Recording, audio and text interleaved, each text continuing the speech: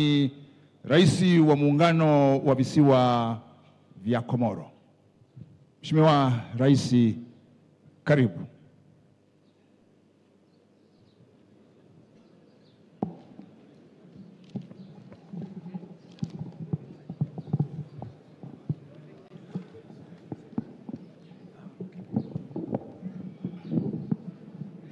Excellences, Madame et chers frères, Samia Suluhu Hassan, présidente de la République unie de Tanzanie.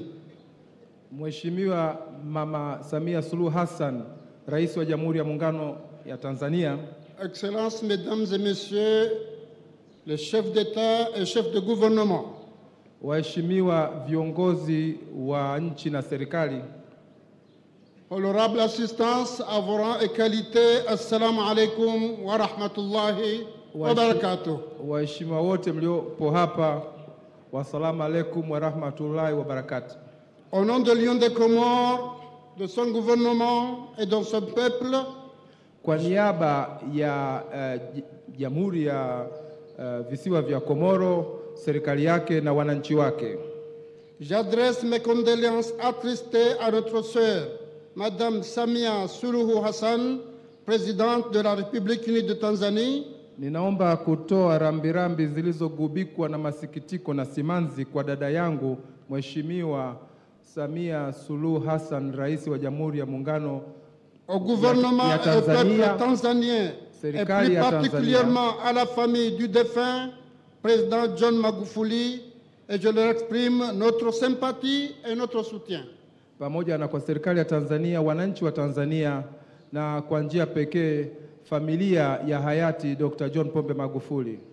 La disparition du président Magufuli pamoja est une douloureuse et immense perte pour l'Afrique, pour le monde entier et plus particulièrement pour l'Union des Comores. Kuondoka kwa hayati Dkt. John Pombe Magufuli ni pigo kubwa sana kwa bara la Afrika, lakini sio tu la Afrika, pia ulimwengu na pia kwa nchi yetu visiwa vya Komoro. L'Union des Comores est en deuil car la Tanzanie et les Comores sont unis par le sang, par l'histoire, par la géographie, par la culture, par la langue et par un contexte socio-économique. Nchi ya Komoro iko kwenye msiba mkubwa, kwani nchi ya Komoro na Tanzania ni kitu kimoja, na vitu vinavyotuunganisha sisi ni vitu vingi: historia, jiografia, lugha na malengo yetu yote yanayotafuta kuleta maendeleo ya kijamii na kiuchumi kwa wananchi wetu. Et je rends ainsi hommage mérité à ce grand homme d'État dont la générosité, l'humilité, l'empathie, le patriotisme et le sérieux étaient reconnus de tous. Ninatoa hapa heshima stahiki kwa kiongozi huyu mkongwe ambaye upendo, unyenyekevu, huruma, uzalendo, ukaimu na umakini kwenye utendaji wake wa kazi unafahamika na wote. L'Afrique et le reste du monde perdent un grand homme qui a défendu sans relâche l'indépendance du continent, la dignité de ses peuples et qui a fait du multilatéralisme et de la protection des intérêts socio-économiques du continent africain un leitmotiv. Bara la Afrika limepoteza mtu mkubwa sana aliyekuwa ameweka mbele, ametoa kipaumbele kwenye kutetea uhuru wa bara la Afrika, watu wake, kuhakikisha uwepo wa ushirikiano baina ya mataifa mbalimbali. Fait le président Magufuli a su entretenir des liens séculaires, de coopération, de bon voisinage entre nos pays et nos peuples, non seulement qui fait notre fierté, mais aussi des valeurs communes d'hospitalité, de tolérance, d'aspiration à la paix, à la dignité et au développement. Hayati Dkt. John Pombe Magufuli ni pigo kubwa kwetu sana Komoro, kwani ni mtu ambaye aliweza kuhakikisha tunasimamia uhusiano wa miaka mingi kati ya nchi zetu na watu wetu wenye mambo yanayotukutanisha ni mengi, pamoja na lugha ya Kiswahili, lakini pia tamaduni zetu na mila zetu. Nous sommes de tout cœur avec le peuple frère de Tanzanie qui pleure un patriote, un visionnaire qui a marqué son pays par son dynamisme, sa lutte acharnée contre la corruption et la pauvreté, ainsi que par son engagement en faveur de la réalisation des grands chantiers de développement. Tunaungana pamoja na Watanzania kwenye msiba huu mkubwa baada ya kumpoteza kiongozi mwenye maono na mwenye uwezo mkubwa na kwenye shughuli nyingi alizozileta za kimaendeleo hapa Tanzania. Je salue ainsi la mémoire de ce grand homme dont les Comoriens garderont à jamais l'image d'un grand ami et d'un grand frère, toujours à l'écoute et soucieux de renforcer les relations qui unissent son pays à ses voisins. Ninatoa heshima kubwa kwa kiongozi huyu mkubwa ambaye namhesabu kama kaka yangu, na pia kiongozi ambaye siku zote hakusita kutupa sikio kusikiliza matatizo ya nchi yetu, lakini pia kufanya juhudi za ziada kuhakikisha anaimarisha uhusiano uliopo baina ya nchi zetu mbili na watu wetu. Avant de terminer, j'adresse mes vœux et mes prières à ma sœur Samia pour que les responsabilités qui lui ont été confiées par le peuple tanzanien à travers la constitution de ce pays, qu'il soit à la hauteur des responsabilités qui seront devant elle. Na kabla ya kumaliza, ninapenda kutoa maombi yangu na pia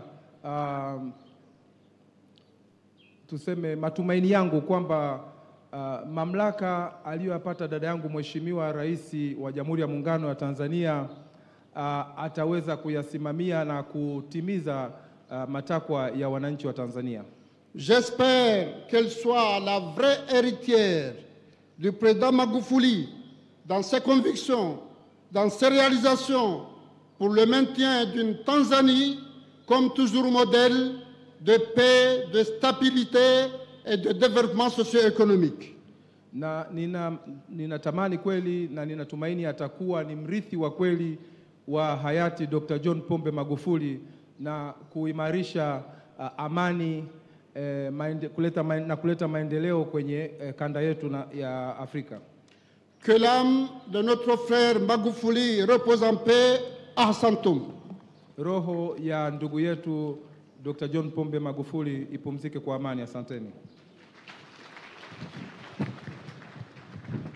Asante sana Mheshimiwa Azali Assoumani, na niseme asante kwa Kingazija, marahaba menji.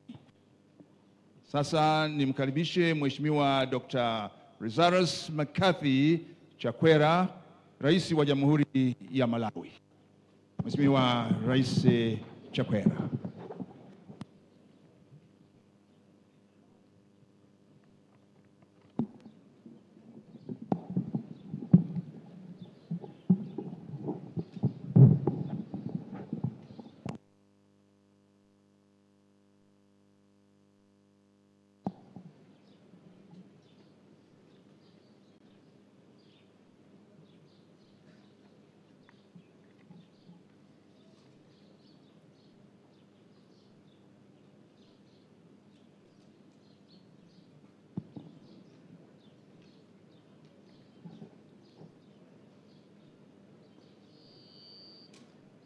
Your Excellency,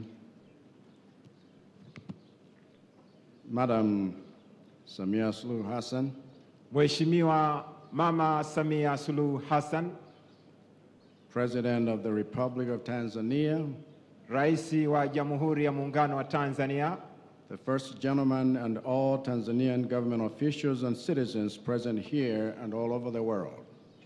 wakuu wa nchi na serikali wote mliopo mahala hapa, Your Excellencies, fellow heads of state and government here present, wakuu wa nchi na serikali wote mlioko mahala hapa, Your Excellencies, former heads of state and government here present, wakuu wa nchi na serikali wote mliopo hapa, Madam Janet Magufuli, former First Lady of Tanzania and surviving widow of late President John Pombe Joseph Magufuli, Mama Janeti Magufuli, mke wa hayati Daktari John Joseph Pombe Magufuli, together with all members of the bereaved family, pamoja na wanafamilia wote, ladies and gentlemen, mabibi na mabwana, Pole sana. Poleni sana. 166 days ago, President John Pombe Magufuli and I had dinner together at the state residence in Dar es Salaam. Siku za hapo nyuma mimi pamoja na Rais Magufuli tulikutana Ikulu hapo Dar es Salaam. But I did not know that it would be our last supper. Lakini sikujua kama ingelikuwa ndio mara yetu ya mwisho kukutana. The following day he saw me off the apron of Julius Nyerere International Airport. Siku iliyofuata alinisindikiza mpaka uwanja wa ndege wa Julius Nyerere wa kimataifa. But I did not know that it would be our last. Lakini sikujua kama ndio ingelikuwa mara yetu ya mwisho kuonana. Today I join you all in a state of shock and grief. Leo ninaungana nanyi katika hali ya majonzi na huzuni. Representing not just myself but all the peoples of Malawi. Nikiwawakilisha watu wote wa Malawi. At the passing of one of Africa's finest sons, because none of us saw it coming. This ability to let no one see his next move coming, which we find unsettling in death, is also what we find inspiring in life.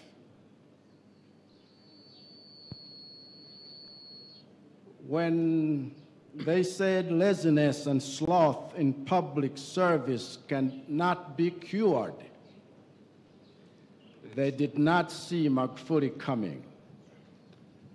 Alikuwa akipambana na uvivu pale palipoonekana dalili zozote za uvivu, ungemwona Magufuli akiingilia kati.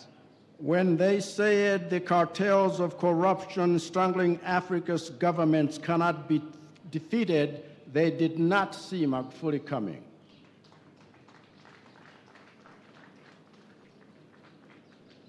When they said African states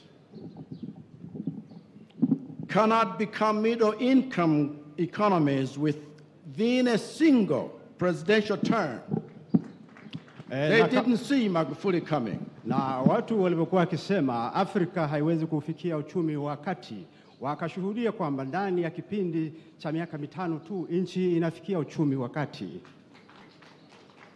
When they said infrastructural projects in Africa cannot be completed on time and on budget, na waliposema kwamba miradi mikubwa ya miundo mbinu haiwezi kukamilishwa kwa wakati na kwa bajeti mwafaka, they did not see Magufuli coming.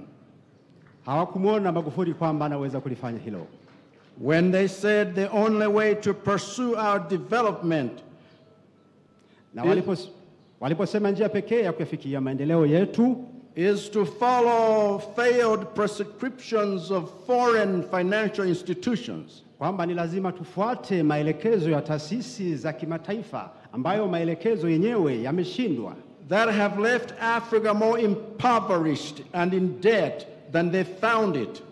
Na maelekezo hayo ambayo tumekuwa tukipokea kutoka taasisi za kifedha za kimataifa yameacha Afrika ikiwa imeumizwa na madeni mazito. They did not see Magufuli coming. Hawakujua kwamba Magufuli atakuja.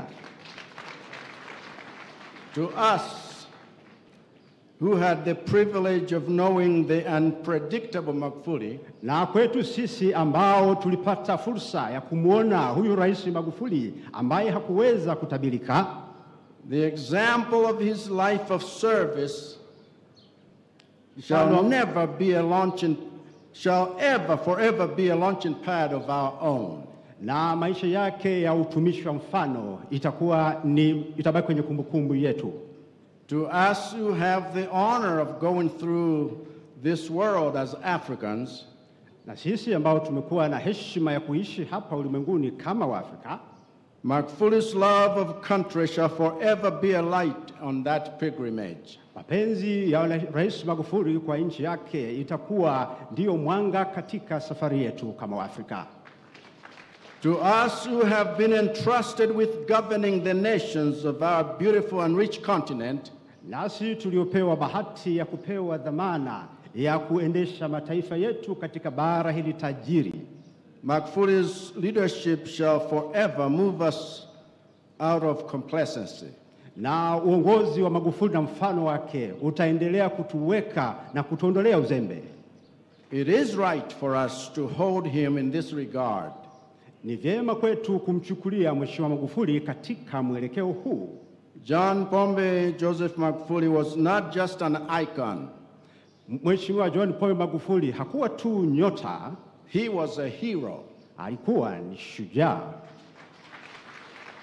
May his name be preserved in every capital of Africa. Na jina lake sasa lihifadhiwe katika makabati yote ya Afrika as a symbol of the kind of resolve that will create the Africa we want. kama alama ya uamuzi thabiti utakaopelekea kuipata Afrika tunayohitaji. May his work be venerated in every village as an example of worthy of our imitation. Na maneno yake sasa yafuatwe katika kila eneo, katika vijiji vyetu tufuate mfano wake. And may his soul rest in eternal peace. Na roho yake ipumzike kwa amani. As he meets with his God, na atakapokwenda mbele za Mungu, with whom we hope to one day see Magufuli coming. Nasi siku moja tutaweza kumuona Magufuli. Madam President, we will stand with you. Mheshimiwa Rais, tutasimama pamoja na wewe. Tanzanians, Malawians will stand with you. Watanzania na watu wa Malawi watakuunga mkono. My friend,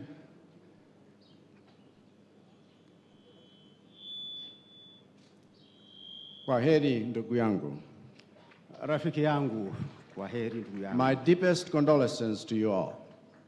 Natoa pole zangu za dhati kabisa kwenu.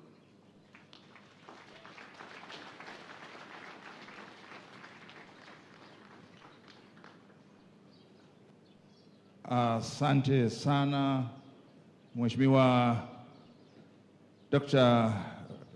Lazarus Makathi Chakwera, Rais wa Jamhuri ya Malawi, kwa maneno yako ya faraja na matumaini. Ninayo heshima sasa mwalika Mheshimiwa Edgar Chagwa Lungu, Rais wa Jamhuri ya Zambia. Mheshimiwa Rais Lungu, karibu sana.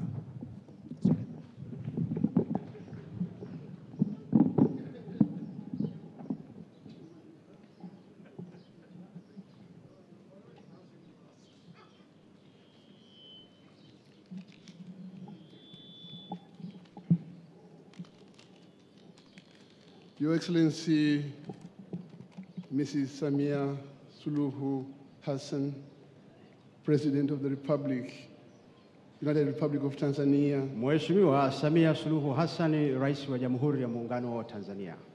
Madam Janet Pombe Magufuli and the entire family. Mama Janet Magufuli na familia yote ya wafiwa. Your Excellencies, heads of state and government and former heads of state. Waheshimiwa wakuu wa nchi na serikali na wakuu wa nchi na serikali wastaafu. The Right Honorable Prime Minister, Honorable Kassim Majaliwa.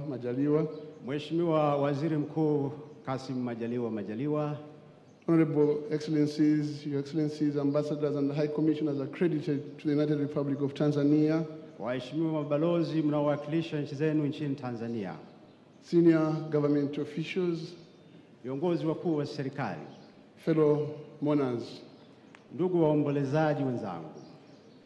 The death of President John Pombe Joseph Magufuli will forever be vividly imprinted in the hearts and minds of the people of Tanzania for his selfless resolve to bring about social, economic transformation and prosperity for all Tanzanians. Kifo cha Mheshimiwa Magufuli kitaacha alama isiyofutika nchini Tanzania na kwa Tanzania wote kwa moyo wake wa kujitolea ili kuleta maendeleo kwa wananchi wake. President Magufuli will be remembered for his immense contribution to the growth of the South African Development Community, SADC. Mheshimiwa Rais Magufuli atakumbukwa sana kwa mchango wake mkubwa katika maendeleo ya Jumuiya ya Maendeleo ya Kusini mwa Afrika. Especially through his recent chairmanship of the regional body. Hasa baada ya yeye mwenyewe kuwa mwenyekiti wa Jumuiya ya SADC. On our part as Zambia, our strong bonds of friendship are cemented through, amongst others, our historical bilateral projects of Tazara and Tazama pipeline. Kwa upande wetu Zambia, uhusiano wetu umeimarishwa zaidi na miradi ya pamoja kama vile Tazara na bomba la mafuta la Tazama.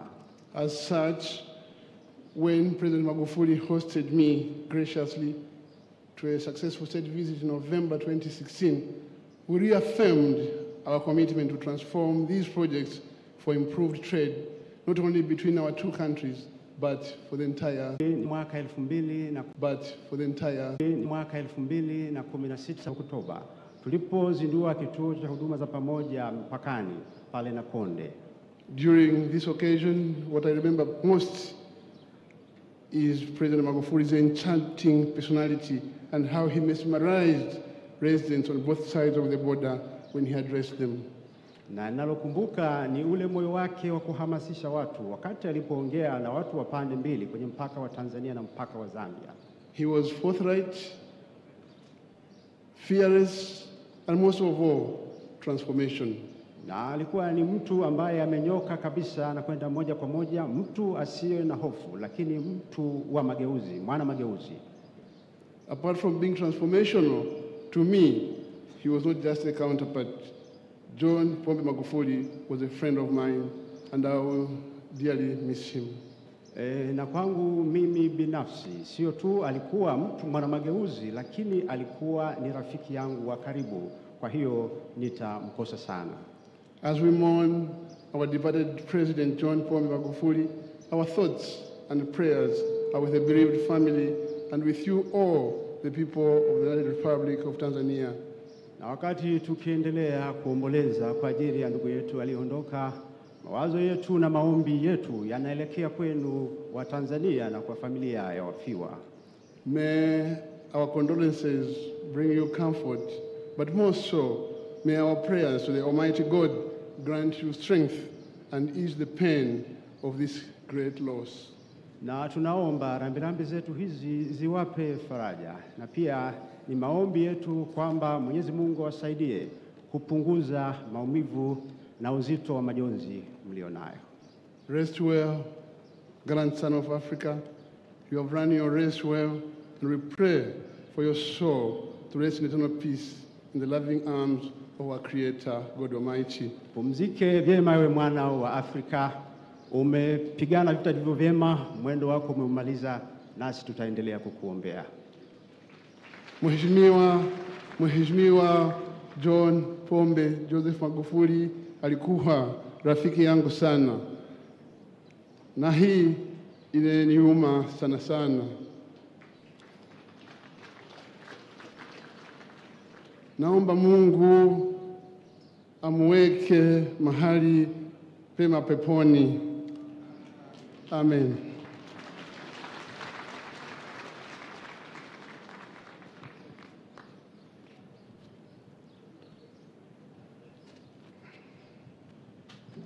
Asante sana Mheshimiwa Edgar Chagwa Lungu, Rais wa Jamhuri ya Zambia, kwa maneno yako ya faraja. Ninayo heshima sasa kumkaribisha Mheshimiwa Emerson Dambuzo Mnangagwa, Rais wa Jamhuri ya Zimbabwe. Mheshimiwa Rais, karibu.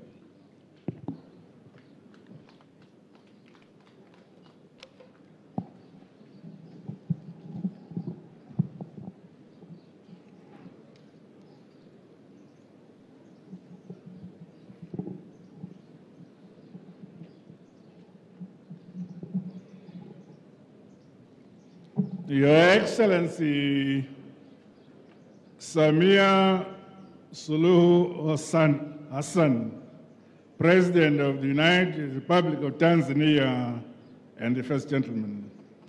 Mheshimiwa Samia Suluhu Hassan, Rais wa Jamhuri ya Muungano wa Tanzania, pamoja na mme wako. Madam Janet Magufuli and members of the Magufuli family. Mama Janet Magufuli na wanafamilia. Your Excellencies, heads of state and government, and may I also recognize the chairman of the AU, His Excellency President Tshisekedi Chilombo. Waheshimiwa wakuu wa nchi na serikali, naomba mniruhusu kutambua uwepo wa mwenyekiti wa Jumuiya ya Umoja wa Afrika, Mheshimiwa Rais Tshisekedi. Your Excellencies, members of the diplomatic corps, and the people of Tanzania. Waheshimiwa mabalozi pamoja na wananchi wa Tanzania. Today is a dark day in Tanzania, in our region, and the whole of our continent. Siku ya leo ni siku ya giza sana hapa Tanzania, katika ukanda wetu, lakini pia katika bara zima la Afrika. We in Zimbabwe join you as we mourn a giant who dedicated his life to the service of his people and the cause of our continent in different capacities. Sisi wa Zimbabwe tunamlilia sana Mheshimiwa Rais kwa sababu ya maisha yake aliyojitolea kuwatumikia wananchi wake, lakini pia kulitumikia bara lote la Afrika. On behalf of the government and the people of Zimbabwe, and indeed on my own behalf, I would like to convey my deepest condolences to Your Excellency Samia Suluhu Hassan, President of the United Republic of Tanzania, and Mrs. Madam Janet Magufuli and members of the Magufuli family, as well as the government and the revolutionary people of Tanzania for your sad loss. Kwa niaba ya watu wa Zimbabwe na kwa niaba ya serikali ya Zimbabwe na kwa niaba yangu mwenyewe, ningependa kutoa pole nyingi sana kwako Mheshimiwa Rais Samia Suluhu Hassan, kwa mume wako, kwa mama Majaneti na familia, kwa kumpoteza huyu ndugu yetu. We in Zimbabwe mourn with you. Sisi wananchi wa Zimbabwe tunaomboleza pamoja nanyi. We have lost a friend of our country, a dear brother, a comrade, an admirable leader, and a man of the people.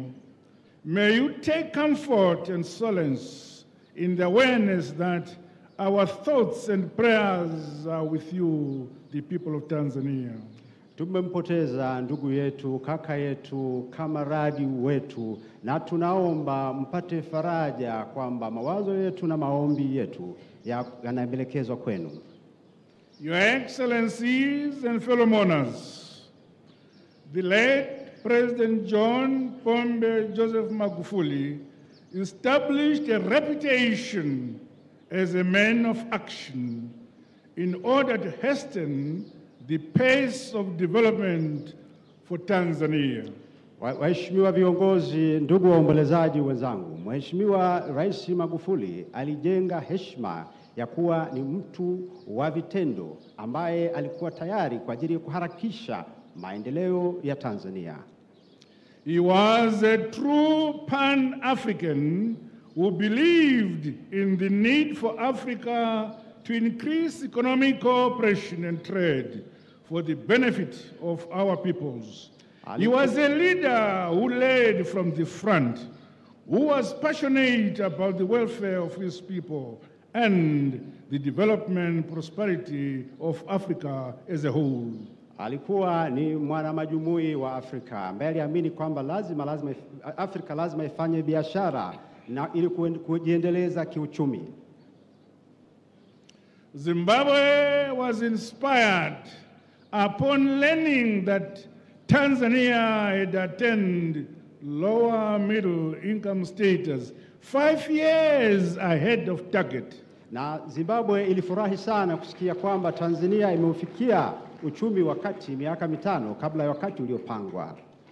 Indeed, this is one of the main milestones of achievements which are testimony of the astute, incisive and focused leadership of the late President John Pombe Joseph Magufuli.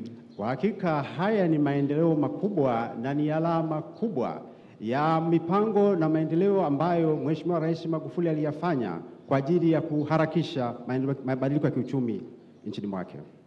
In the Southern African Development Community, SADC, the late President Magufuli was chairperson from August 2019 to August 2020, during which he ably steered the regional ship towards inclusive and sustainable industrial development, increased intra-regional trade and job creation. Katika kipindi chake akiwa mwenyekiti wa SADC kuanzia mwaka 2019 Oktoba na hadi mwaka 2020, aliweka msitizo mkubwa katika maendeleo ya viwanda na utengenezaji wa ajira. The late President Magufuli was always unwavering on calling for the region to stand together on matters of principle.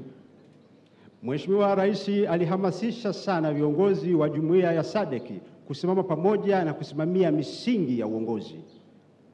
We, the people of Zimbabwe, will always remember him for the pivotal role he played as chairperson in having SADC set aside the 25th of October as a day for the collective call for the removal of the illegal sanctions imposed on our country na by the Western countries. Zimbabwe tutamkumbuka sana Mheshimiwa Rais kwa kuamua kutenga tarehe 25 ya mwezi Oktoba kwamba ni siku kwa Afrika kuinua sauti zao dhidi ya vikwazo ambavyo Zimbabwe iliwekewa. His visionary leadership and legacy will remain anchored in the history of SADC. Historia yake itabakia alama katika eneo la SADC. In 2019, Zimbabwe was devastated alongside Mozambique and Malawi by Cyclone Idai, and Tanzania was the first African country to donate tons of food and medical supplies. Na mwaka 2019 Zimbabwe pamoja na Malawi zilikumbwa na kimbunga cha Idai na zikawa na njaa kubwa, na Mheshimiwa Magufuli alikuwa ni kiongozi wa kwanza kabisa katika eneo la SADC kutoa msaada wa tani nyingi za chakula. But I would like to narrate what happened. He telephoned me at night when I was sleeping. Nataka niwasimulie kilichotokea kwamba alinipigia simu usiku nikiwa nimelala. Then when I realized it was President Magufuli, I attended. And he said, nilipotambua kwamba ni Mheshimiwa Magufuli, nikapokea simu hiyo na ndipo akasema, "My dear brother, I know you have been struck by Cyclone Idai. What can we do as Tanzania to assist?" Akaniuliza, kaka yangu, najua kwamba mmekumbwa na kimbunga cha Idai. Tanzania inaweza kufanya ili kuwasaidia. Then I said, "My brother, you may assist with food." He said, "Yes." With the blankets? He said, "Yes." With medicines? He said, "Yes." But because I was sleeping with mosquitoes, he said, "Mosquitoes?" He said, No, I meant mosquito nets." Baada ya hapo nikamwambia, unaweza kutusaidia chakula, mablanketi, madawa, lakini baadaye nikasema unaweza kutusaidia pia umbu. Akasema umbu ni nini? Nikamwambia ninamaanisha vyandarua vya umbu kwa maana ya mosquito nets. And of course with tents. And indeed, the following day in the evening, a plane load of Air Tanzania arrived with those things. Na siku iliyofuata jioni ndege ya Tanzania ilifika ikiwa na misaada hiyo. I want to assure you, Your Excellency, President Samia Suluhu Hassan and the heroic people of the United Republic of Tanzania of the continued support, solidarity and cooperation of the people of Zimbabwe as you pursue the dreams and the vision you shared with the late departed President John Magufuli. Mheshimiwa Rais, napenda kukuhakikishia kwa niaba ya wananchi wa Zimbabwe kwamba tutaendelea kuwaunga mkono kwa dhati kabisa katika jitihada za kuendeleza kuyafikia maono na ndoto ambazo mmekuwa nazo pamoja na hayati Magufuli. The late President Magufuli paid a state visit to Zimbabwe, and when he did so, as he did to South Africa, he brought boxes and boxes of Swahili books. Najua Mheshimiwa Magufuli alifanya ziara kule Zimbabwe kama alivyofanya kule Afrika Kusini, na alipofika alikuja na maboksi mengi sana ya vitabu vya Kiswahili. But he was delighted when I told him Zimbabwe already offers a degree in Swahili at one of our universities. Na akafurahishwa sana kusikia kwamba Zimbabwe tayari ilikuwa ikitoa masomo ya Kiswahili katika moja ya vyuo vikuu vyake. Then he asked me whether I had been to Tanzania before. Alafu akaniuliza kama nimewahi kuwepo Tanzania hapo kabla, nami nikasema ndio. I said the people of Tanzania are a revolutionary people.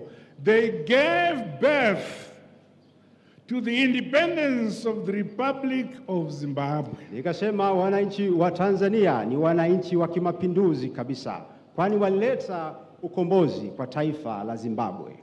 I told him that I came to Tanganyika at the time in 1963, and we opened our first camp with Frelimo at Bagamoyo. Na nikamwambia nilikuja Tanzania mwaka 1963 na ndipo tukafungua kambi yetu ya wapiganaji ya kwanza kabisa kule Bagamoyo. We were only 59 cadres. Tulikuwa makada 58. So he promised that when I reciprocate his visit to Tanzania, you would allow me to visit Bagamoyo camp.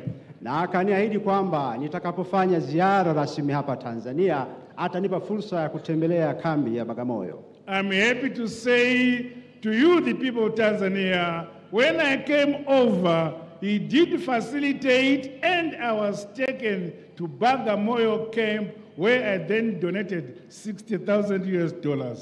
Na ndipo nilipokuja nikafanikiwa kwenda Bagamoyo na nikaweza kutoa $60,000.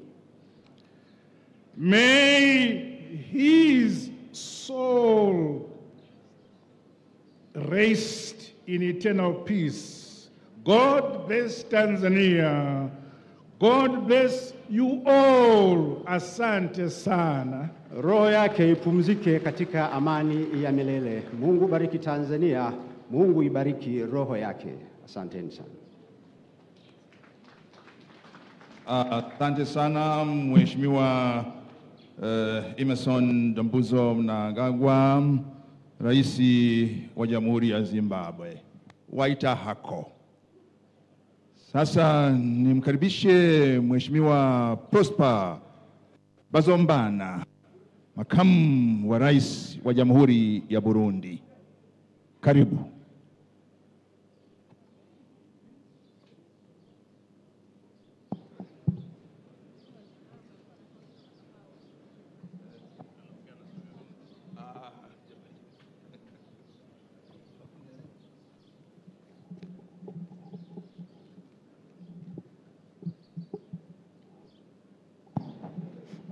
Excellence, Madame la nouvelle présidente de la République unie de Tanzanie, Mheshimiwa Rais wa Jamhuri ya Muungano ya Tanzania, Excellences, Messieurs les présidents des chefs d'État ici présents, waheshimiwa viongozi wa serikali mbalimbali waliopo hapa, Messieurs les chefs de mission diplomatique et chefs de délégation ici présents, wawakilishi wa balozi mbalimbali na viongozi mbalimbali mliopo hapa,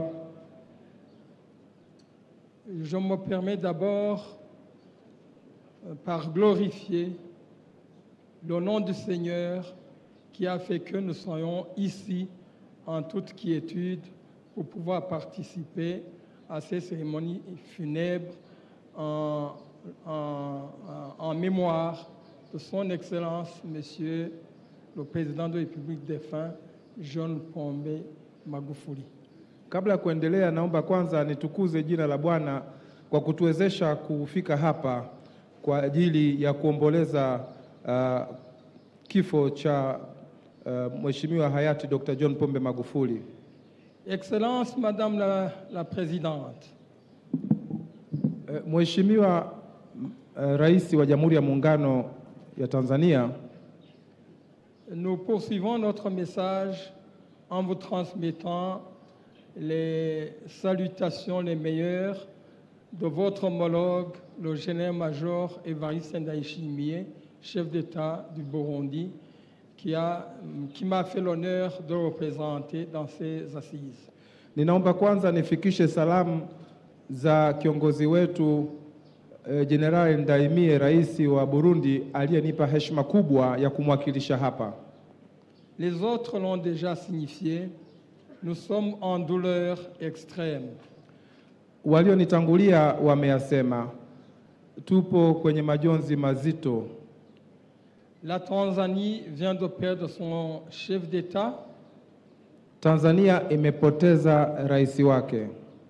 Mais nous partageons cette souffrance car autant les drapeaux sont en berne, ils sont en Tanzanie, mais aussi au Burundi, les drapeaux sont en berne, en guise de symbole de cette fraternité. Tupo pamoja na Watanzania kwenye msiba huu mkubwa, kwani pamoja na kwamba bendera zinapepea nusu mlingoti hapa Tanzania, na kwetu pia kuunga mkono msiba huu, bendera zetu pia zinapepea nusu mlingoti. Le deuil est donc partagé entre nos frères tanzaniens, burundais et toute l'Afrique.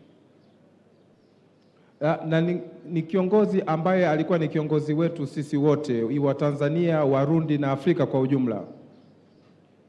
Mais comme toute créature humaine, en l'occurrence la personne humaine ne demande jamais à naître quand elle naît, aussi quand la mort survient, personne ne la demande, c'est par la simple volonté du Seigneur qui nous a créés. Kama binadamu wote tulivyoumbwa, tunapozaliwa na tunapofariki, sio matakwa yetu bali ni mapenzi ya Mwenyezi Mungu. Nos hommages vont donc à l'endroit de l'illustre disparu qui, par amour pour son peuple tanzanien, qui par son dynamisme, qui par son intégrité, a pu faire de la Tanzanie ce qu'elle est aujourd'hui. Rambirambi zetu tunazitoa kwa wananchi wa Tanzania waliyempoteza kiongozi kwa kupitia utendaji kazi wake, ujasiri wake, ameweza kuwaletea Watanzania maendeleo makubwa sana. Ainsi le Burundi, la Tanzanie, la communauté de l'Afrique de l'Est, la communauté des États de l'Afrique australe, l'Afrique tout entière viennent de perdre un homme de valeur, un homme de vision et d'intégrité. Kwa hiyo Tanzania, Burundi, Afrika Mashariki, nchi za kusini mwa jangwa na Afrika kwa ujumla zimempoteza mtu wa muhimu sana, mtu mwenye maono na mtu mwenye msimamo. L'histoire retiendra donc en cet illustre disparu la valeur d'un homme très engagé pour la lutte contre la corruption. Historia itamkumbuka mtu aliyejikita kupambana na rushwa. C'est donc l'occasion de pouvoir demander à son successeur, la nouvelle présidente de la République unie de Tanzanie, de pouvoir emboîter le pas de son illustre disparu en guise de continuité des projets déjà engagés, en guise de formulation de nouveaux projets, pour que le pas déjà réalisé par la Tanzanie ne soit pas vers l'arrière, mais soit toujours vers l'avant. Kwa hiyo hii ni fursa nzuri sana kumwomba rais mpya wa Tanzania aweze kushika hatamu na kuendeleza yale hayati Dr. John Pombe Magufuli aliyoweza kuyatekeleza, kutimiza miradi iliyoanza na kuanzisha miradi mpya ili Tanzania isirudi nyuma. Le Burundi et la Tanzanie ont été toujours liés par de bonnes relations depuis bien longtemps, avant la colonisation, pendant la période coloniale et même après la colonisation jusqu'à ce jour. Burundi na Tanzania ni nchi zilizokuwa na uhusiano mzuri tu kabla ya ukoloni, wakati wa ukoloni mpaka siku hii ya leo. Ces bonnes relations tissées depuis très bien longtemps vont certainement pouvoir se renforcer et chaque fois aller de l'avant. Uhusiano huu wa kale utaimarishwa kutuwezesha nchi zetu zote mbili kusonga mbele. Nous demandons donc à tous les chefs d'État ici présents, à tous les chefs de délégation, de toujours prêter main forte à nos frères tanzaniens afin que la Tanzanie garde le pas déjà franchi. Kwa hiyo naomba kuchukua fursa hii kuwaomba marais na viongozi wote wa misafara waliopo hapa waunge mkono jitihada za Tanzania ili Tanzania isonge mbele.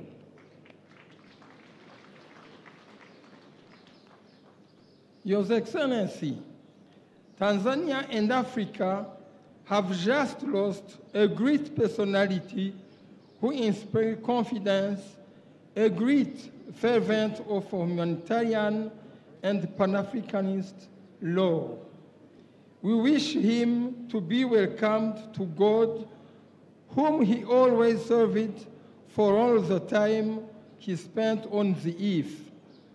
Tanzania imempoteza mwanaharakati mkubwa na Afrika pia. Kwa hiyo tunamwombea kwa Mungu ambaye yeye katika maisha yake na uhai wake wote alikuwa anamtukuza. May his soul rest in peace. Roho ya marehemu hayati Dr. John Pombe Magufuli ipumzike kwa amani. Sincere condolences to his family. Natoa rambirambi kwa familia ya hayati Dr. John Pombe Magufuli. To Tanzanian and Africa people. Kwa Watanzania na Waafrika kwa ujumla. And so, God bless Tanzanian people. Mungu awabariki wa Tanzania. God bless African people. Mungu awabariki Afrika. God bless all the world. Mungu abariki ulimwengu. Thank you very much. Asanteni sana. Mheshimiwa Makamu wa Rais wa Jamhuri ya Burundi, Prosper Bazombana, murakoze cyane. Nayo heshima sasa kumkaribisha Mheshimiwa Dr. Mbumba, Makamu wa Rais wa Jamhuri ya Namibia. Karibu Mheshimiwa Makamu wa Rais.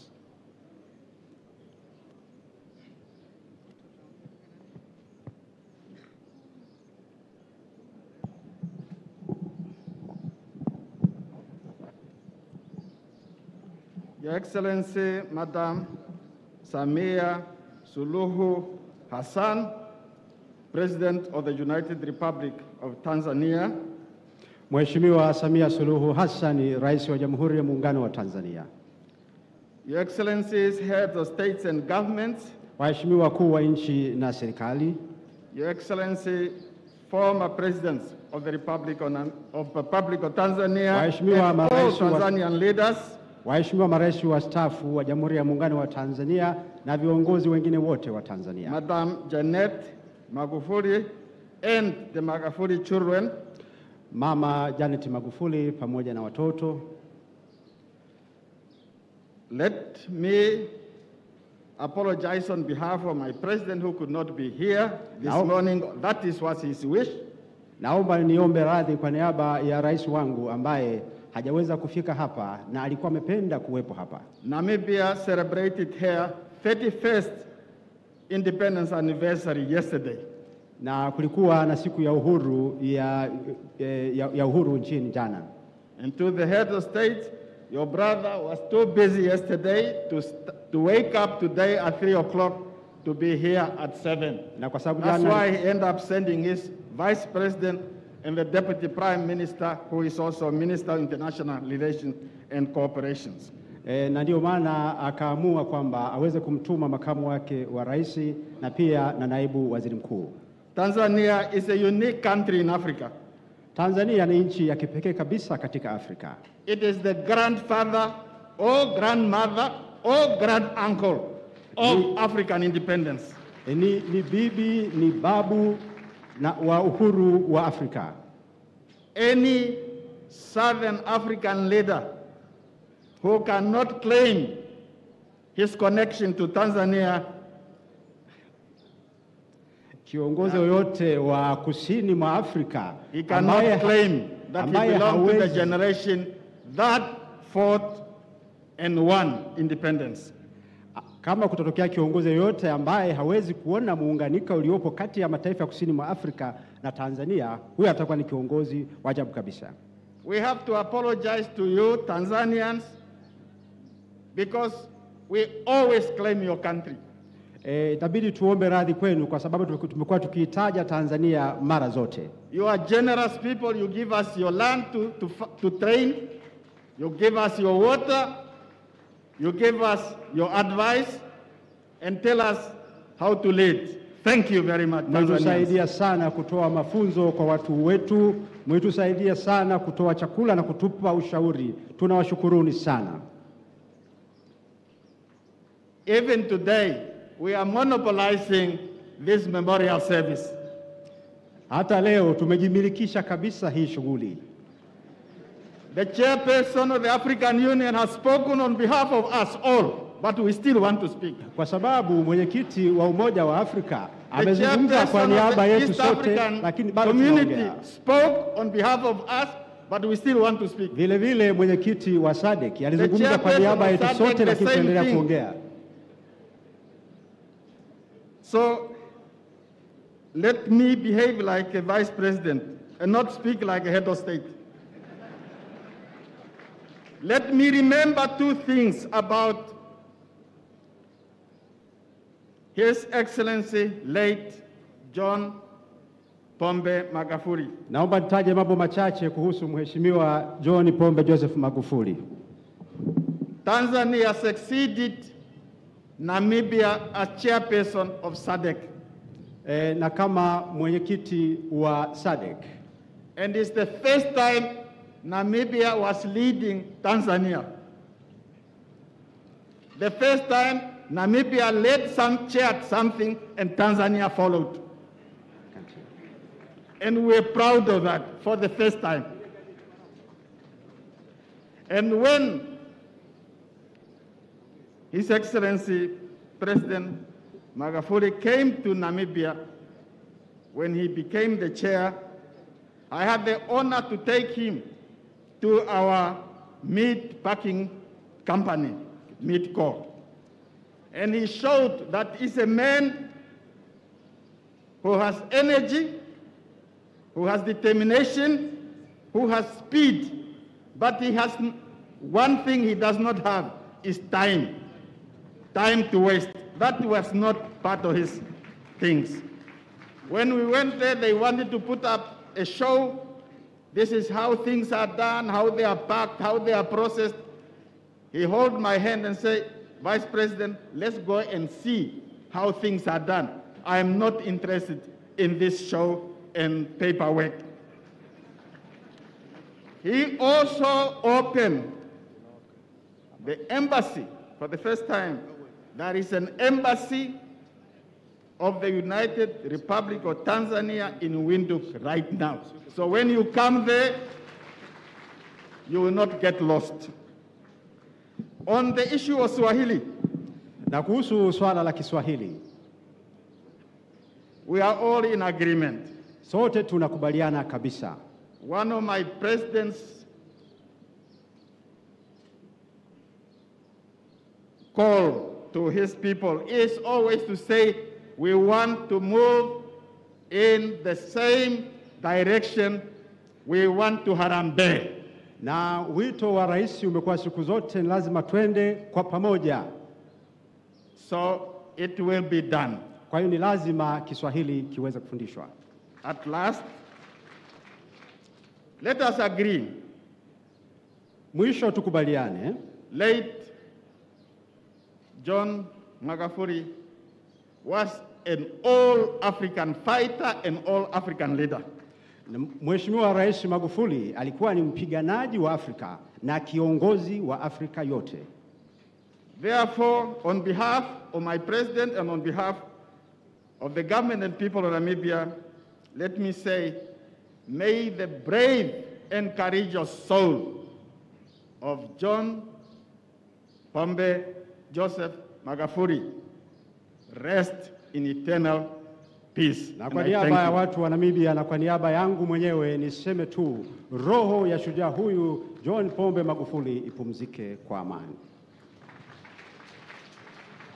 Asante sana Mheshimiwa Dr. Nangolo Mbumba, makamu wa rais wa Jamhuri ya Namibia, na kwa lugha ya Oshivambo nisembe mpandu nene.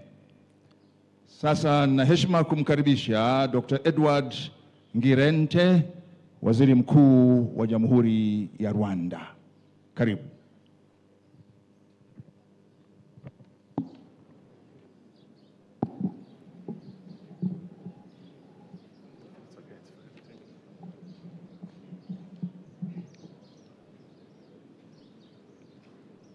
Your Excellency Samia Suluhu Hassan, the President of the United Republic of Tanzania, Mheshimiwa Samia Suluhu Hassan, Rais wa Jamhuri ya Muungano wa Tanzania, Excellencies, Head of States and Governments, waheshimiwa wakuu wa nchi na serikali, Head of Diplomatic Corps, waheshimiwa mabalozi, distinguished delegates, waheshimiwa viongozi, people of Tanzania.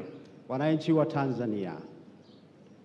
On behalf of His Excellency Paul Kagame, kwa niaba ya Mheshimiwa Rais Paul Kagame, the President of Republic of Rwanda, Rais wa Jamhuri ya Rwanda, and on behalf of people and the government of Republic of Rwanda, lakini kwa niaba ya wananchi na serikali ya Rwanda, I would like to extend our sincere condolences and deepest sympathy tungependa kutoa salamu zetu za rambirambi to the people and the government of United Republic of Tanzania kwa wananchi na serikali ya Jamhuri ya Muungano wa Tanzania for the loss of the patriotic leader, His Excellency Dr. John Pombe Joseph Magufuli.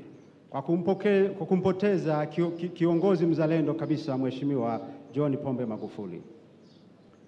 The government of Rwanda has had a privilege of working closely with His Excellency Magufuli. Serikali ya Rwanda ilipata upendeleo wa kufanya kazi kwa karibu kabisa na Mheshimiwa John Pombe Joseph Magufuli. Not only as an East African community integration champion, lakini sio tu katika kiongozi wa mtangamano wa Afrika ya Mashariki, but also as a great contributor to strengthening the Rwanda-Tanzania bilateral relations. Lakini kama mtu alijitoa kabisa kuimarisha uhusiano kati ya nchi ya Rwanda na Tanzania. His legacy will always be remembered. Historia yake itakumbukwa daima. Thank you so much. Asante sana.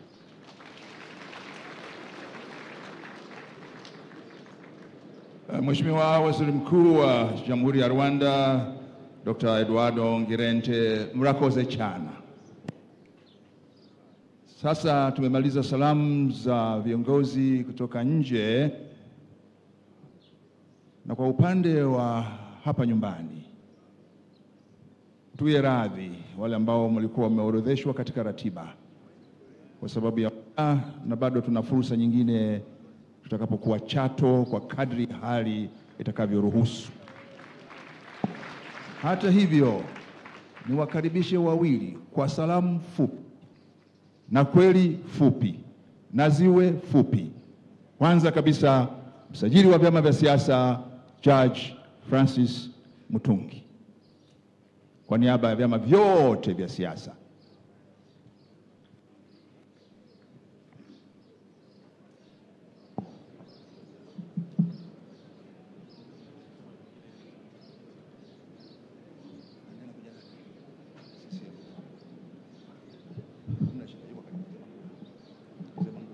Mheshimiwa Rais, kwa vile nimesaidiwa kwamba itifaki imeshazungumzwa, naomba niseme imezingatiwa.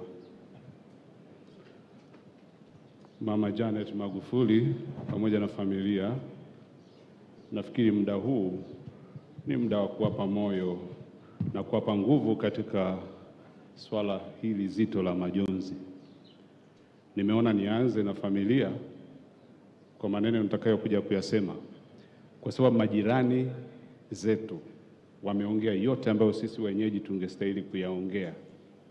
Mimi nafikiri tuwashukuru kwa kulitambua hilo. Sisi tungesema labda tunaweka chumvi. Kwa hiyo kwetu wa Tanzania bado tuko baadhi yetu ambao tunasema hatujaamini kama huu msiba kweli upo. Lakini kwa sababu wote tunamwamini Mwenyezi Mungu, naomba tuamini msiba umetutokea, na tuombe nguvu za Mwenyezi Mungu aweze kutupa nguvu na moyo wa subira. Tumuombe marehemu popote huko ambako tunajua Mwenyezi Mungu atampokea. Kilichobaki sisi wa Tanzania, yote tuliyosikia nasemwa hapa, ili kumwenzi kipenzi chetu Dr. John Pombe Magufuli, basi mema yote tuliyosikia naongelewa hapa tumwenzi kwa kuyaendeleza.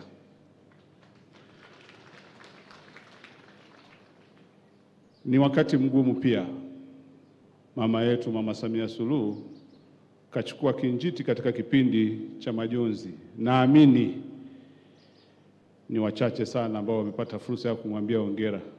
Pengine nitumie fursa haka, sio tu kwa niaba ya wanasiasa, ni kwa niaba ya Watanzania wote tumpe hongera, lakini pia tumwombee ujasiri na nguvu ya kuliendeleza hili taifa pale alipoachia Dr. John Pombe Magufuli. Na sisi wa Tanzania wote kwa moyo mmoja tumpe ushirikiano na mshikamano unaotarajiwa. Baada ya kusema hayo, nirudie kusema Watanzania tumefiwa, tupeane pole, tumwombee marehemu. Mungu alitoa, Mungu ametwaa, jina lake lihimidiwe. Asanteni sana. Asante sana msajili wa vyama vya siasa. Sasa kwa heshima kubwa sana nimkaribishe makamu mwenyekiti wa Chama cha Mapinduzi Tanzania Bara, mzee wetu Mzee Mangula, naye kwa niaba ya Chama cha Mapinduzi atoe salamu.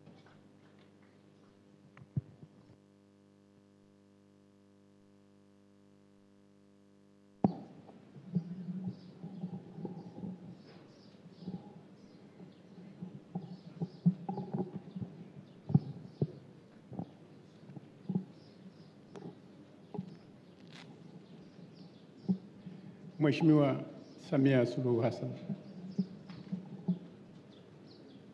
Rais wa Jamhuri ya Muungano wa Tanzania, na ndugu wote waombolezaji, naomba nijumuike nanyi katika kuwaambia moja, mambo yaliyoongelewa na kwa ujumla wake kuna simanzi kubwa, majonzi makubwa na masikitiko makubwa. Halafu kuna hofu na wasiwasi kwamba rais wetu tuliyemzoea ametoka, hatupo naye. Sasa itakuwaje? Nataka tu nikumbushe kwamba Rais Magufuli wakati huo na Samia Suluhu Hassan ndio waliopita nchi nzima kueleza shabaha na makusudio ya chama chetu ya mambo ya kufanya kwa miaka 5 ijayo. Walianza kwanza mwaka 2015, walizunguka wote nchi nzima wakichukua kitabu. Na safari hii kulikuwa na kitabu ilani ya uchaguzi, ina kurasa 303. Walikuwa wanaambia kazi iliyo mbele yetu imo humu. Naamini kabisa baada ya zile ahadi, na kwa sababu waliokuwa wanazunguka nchi nzima walikuwa wawili, walichukua bendera ya CCM, mambo yatakwenda. Ni watoe wasiwasi wanachama na wananchi kwamba mambo yatakwenda kama yalivyopangwa. Bahati nzuri kwa ile ya kwanza walifanya vizuri sana, na tathmini likaonyesha kwamba kazi imefanyika. Hivi sasa hii ilani ya mwaka jana walipita nchi nzima wakawaambia tuliopanga kufanya kwa miaka 5 ijayo mpaka 2025. Bahati nzuri baada ya kumaliza ile kazi wananchi wakakubali kwa 84.7 kwamba tunaafiki hii. Baada ya kukubali, serikali iliweka mipango ya namna ya kutekeleza zile ahadi alizopita akizunguka na kuwaambia wananchi, zimo kwenye kitabu cha kurasa 303. Baada ya serikali kuweka mpango wa maendeleo, ule mpango wa maendeleo utakwenda kwenye bunge. Nilikuwa namuuliza speaker pale, bunge linakutana lini kujadili mpango wa maendeleo? Akasema ni bunge hili litaupitisha mpango wa maendeleo wa utekelezaji wa zile ahadi zote. Kwa hiyo msikate tamaa, kazi itaendelea kufanyika. Na bahati nzuri rais wa sasa na marehemu walikuwa wote wakinadi hiyo ilani au ahadi hizo. Nashukuru sana. Naomba Mungu aiweke raha ya marehemu peponi, amin. Raha ya milele umpe Bwana, apumzike kwa amani. Asante.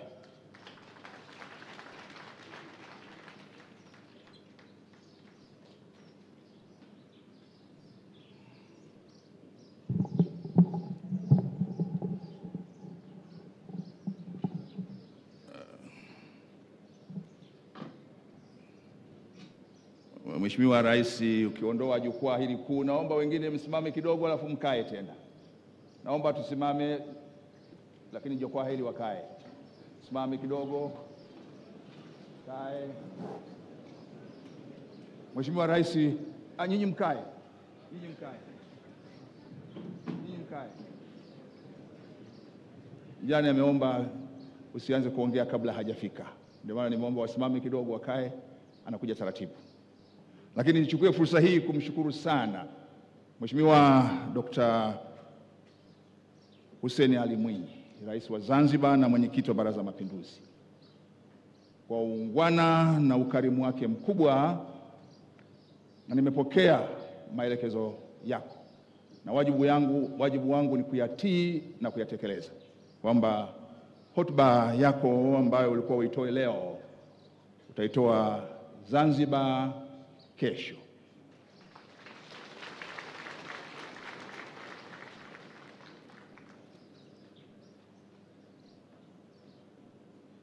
Kwa hiyo ndugu zetu wa Zanzibar, kesho katika ratiba yetu pia tutakuwa na hotuba ya Mheshimiwa Dkt. Hussein Ali Mwinyi, Rais wa Zanzibar na mwenyekiti wa Baraza la Mapinduzi.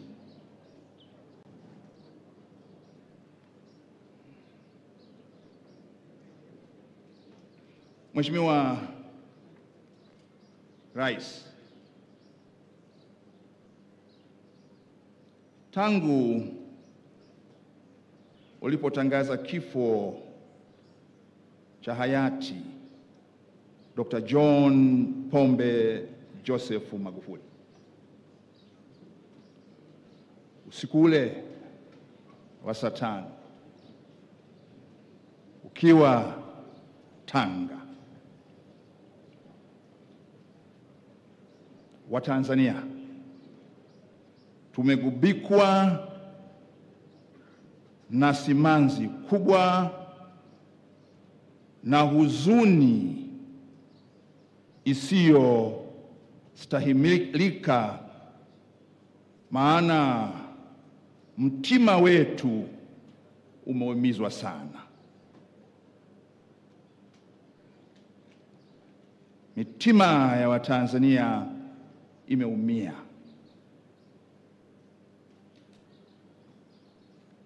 Ni habari au taarifa ambayo tulitamani isiwe kweli, lakini kumbe ni kweli.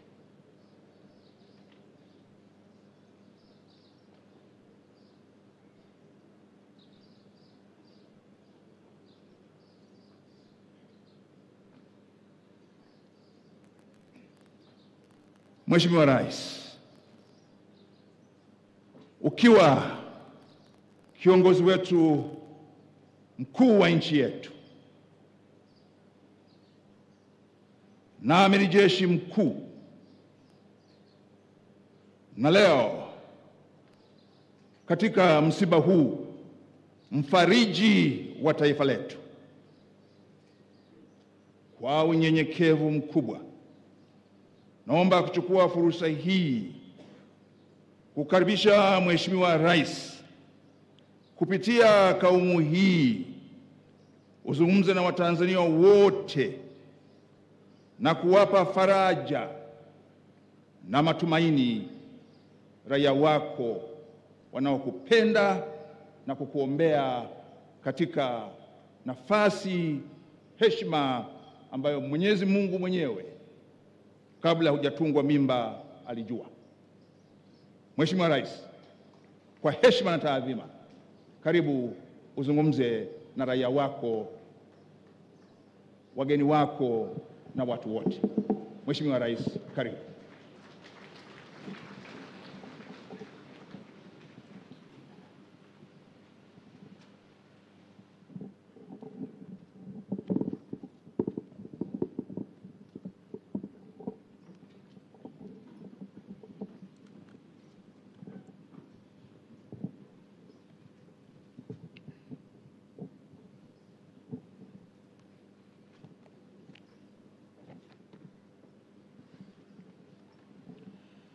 Mheshimiwa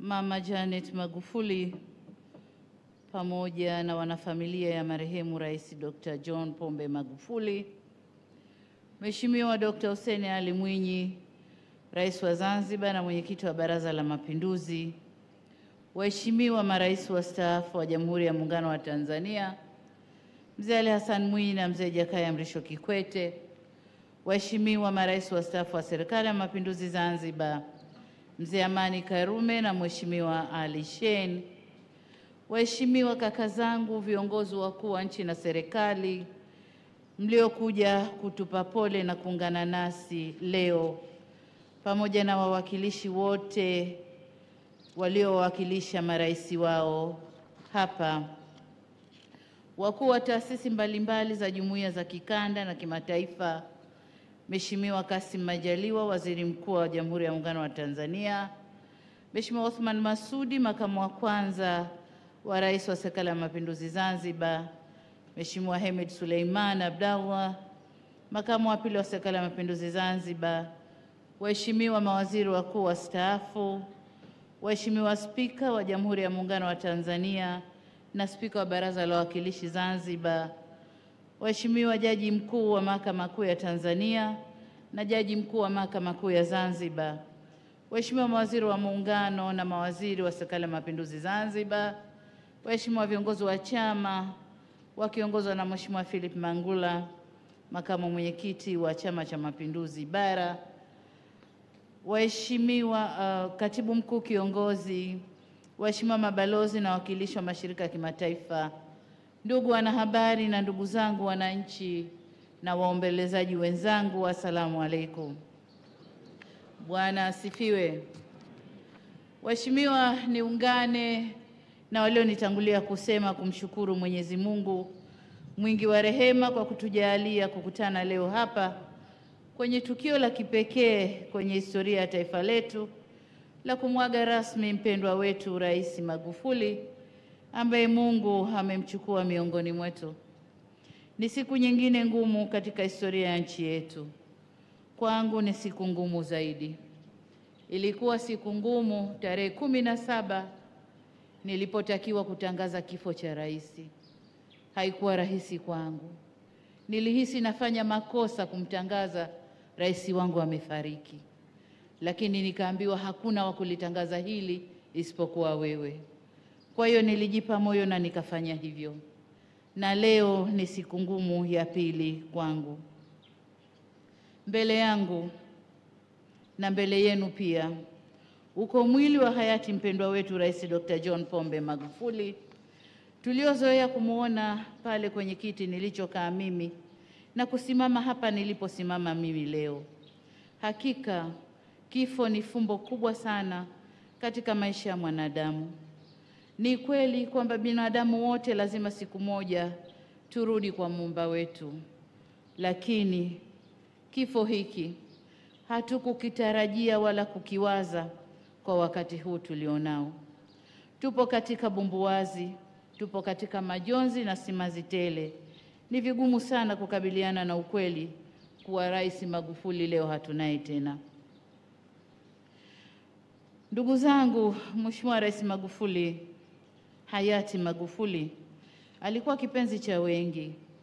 Hii inadhihirishwa na uwepo wa viongozi wakuu wa nchi na serikali na mashirika ya kikanda na kimataifa waliofika kumuaga, hasa ukizingatia majukumu mazito walionayo huko kwao, lakini pia nyakati hizi tulizo nazo ambapo kusafiri nje ya nchi si jambo rahisi wala jepesi, ila wamechukua uzito wa msiba huu na wamefika hapa kutufariji. Mlimsikia Mheshimiwa Kenyatta amesema iwe iwavyo lazima nende Tanzania nikamsindikize Rais Magufuli. Nasi tunashukuru sana. Lakini kama mnavyojua tuna idadi kubwa ya wageni ambao wamekuja kuungana nasi. Mliwaona wakisimamishwa mmoja mmoja, na kama alivyowataja Waziri wa Mambo ya Nje na Ushirikiano wa Kimataifa. Nitumie fursa hii kuwashukuru sana kwa kufika kwenu kaka zetu. Mmetugusa sana, mmetufariji na mmetupa heshima kubwa sana. Tutaukumbuka wema wenu huu siku zote. Waheshimiwa viongozi na ndugu waombolezaji, sote kwa pamoja bila kujali vyeo, tofauti zetu za dini, kabila wala jinsia, tumekusanyika hapa kwa umoja wetu na mshikamano kumsindikiza mwenzetu ambaye katika kipindi chake cha urais alisimama kama Mtanzania kwanza na kuweka maslahi ya taifa mbele. Umati uliojitokeza hapa leo ilikuwa hivyo hivyo kwa Dar es Salaam, itakuwa hivyo hivyo kule Unguja na itakuwa hivyo hivyo kule Mwanza na Chato. Na huu ni ushahidi kwamba rais wetu alikuwa kipenzi cha watu. Nimeshuhudia upendo mkubwa na shukrani walizo nazo Watanzania kwa Rais Magufuli wakati wa tukio la kumuaga pale Dar es Salaam na hapa Dodoma. Watanzania wengi wamejitokeza kumuaga kwa majonzi tele. Nimeshuhudia vijana na kina mama wakitandaza nguo barabarani kwa heshima ya kuthamini mchango wake. Hali hii haishangazi, sababu Mheshimiwa Rais Magufuli amegusa maisha ya wengi kwa muda mfupi na kwa namna ya kipekee sana. Matokeo ya kazi yake na uongozi wake ni bayana. Umati uliojitokeza na simanzi walioionyesha ni kielelezo tosha kuhusu ukubwa na uzito wa msiba wenyewe. Ndugu zangu, hayati Rais Magufuli ni mtu aliyebahatika kusikia na kupokea sifa zake angali yu hai. Hili ni jambo la nadra sana kwa maisha ya mwanadamu, ila inatupa faraja kuwa ameondoka akiwa anajua ni kwa namna gani Watanzania tulithamini na kuenzi mchango wake.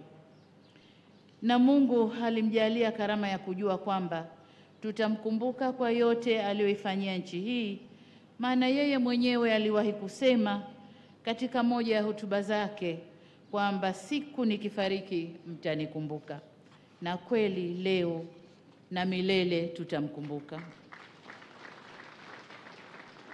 Alikuwa sahihi sana, tunamkumbuka sana. Wengi mmeandika na kumweleza kwa kadri mlivyojua, ili mradi kila mmoja anaomboleza kwa namna yake.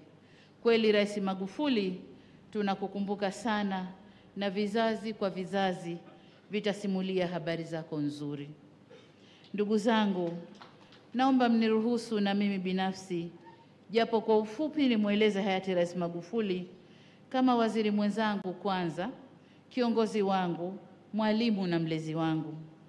Nilipata fursa ya kumjua Rais Magufuli nilipohudumu kama waziri wa muungano ndani ya Jamhuri ya Muungano wa Tanzania.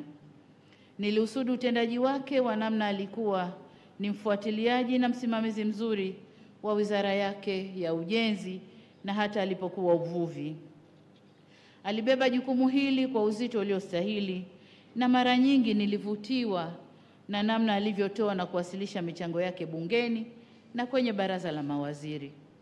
Niliona dhamira ya mtu anayependa kazi yake.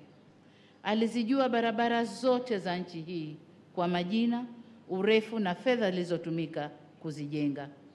Lakini kama mtakumbuka, Rais Magufuli alitupa pia hadi idadi ya samaki walioko ndani ya bahari ya Tanzania. Rais Magufuli hakuogopa kutetea kile alichokiamini kuwa ni sahihi kwa maslahi ya taifa, hata kama kingehatarisha nafasi yake. Nikisema niandike historia ya maisha yangu, siwezi kusahau mchango wa Mheshimiwa Rais Magufuli katika maisha yangu ya kisiasa. Daima nitamshukuru kwa imani kubwa kwangu na kwa wanawake wa Tanzania. Tukiandika historia ya usawa au uwiano wa kijinsia kwenye nyanja za siasa nchini, lazima Magufuli jina lake litakuwepo. Kupitia yeye, Tanzania ilipata mwanamke wa kwanza makamu wa rais, na sasa ni rais wa Jamhuri ya Muungano wa Tanzania.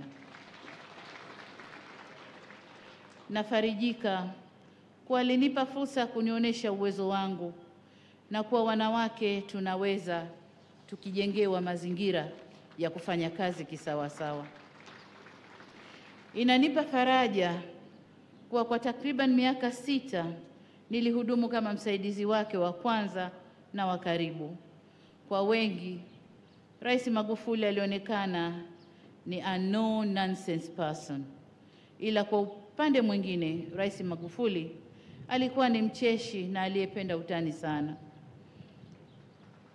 Mara nyingi kazi zikimpungukia huwa anatupigia wasaidizi wake, na anapokupigia na kuuliza mumeo yuko hapo au mkeo yuko hapo, nipe niongee naye.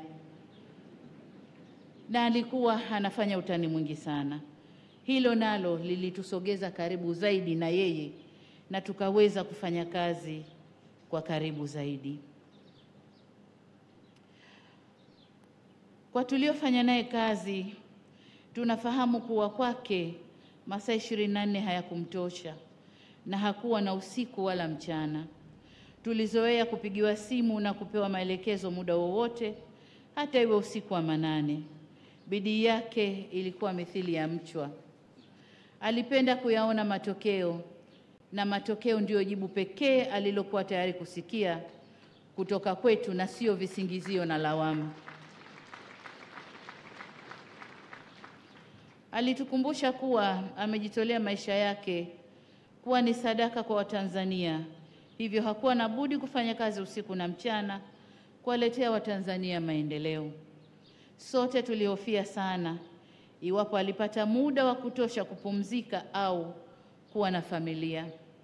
Alifanya haya yote kutokana na bidii yake, uzalendo wake na upendo wake wa hali ya juu kwa Watanzania na nchi yake.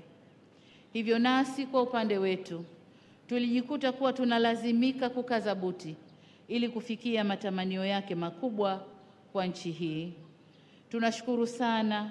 Katika uongozi wake tumejifunza mengi, tumepikwa vizuri, tumewiva haswa na tumewiva sawa sawa. Tunapokwenda kumpumzisha, tunaweza kusema bila kigugumizi kuwa tuko tayari kuendeleza kazi yake nzuri kwa nguvu, kasi. Tutaiendeleza kwa nguvu, kasi na ari ile ile. Na hapa naomba niseme kidogo. Kwa wale ambao wana mashaka mwanamke huyu ataweza kuwa rais wa Jamhuri ya Muungano wa Tanzania, nataka niwaambie aliyesimama hapa ni rais.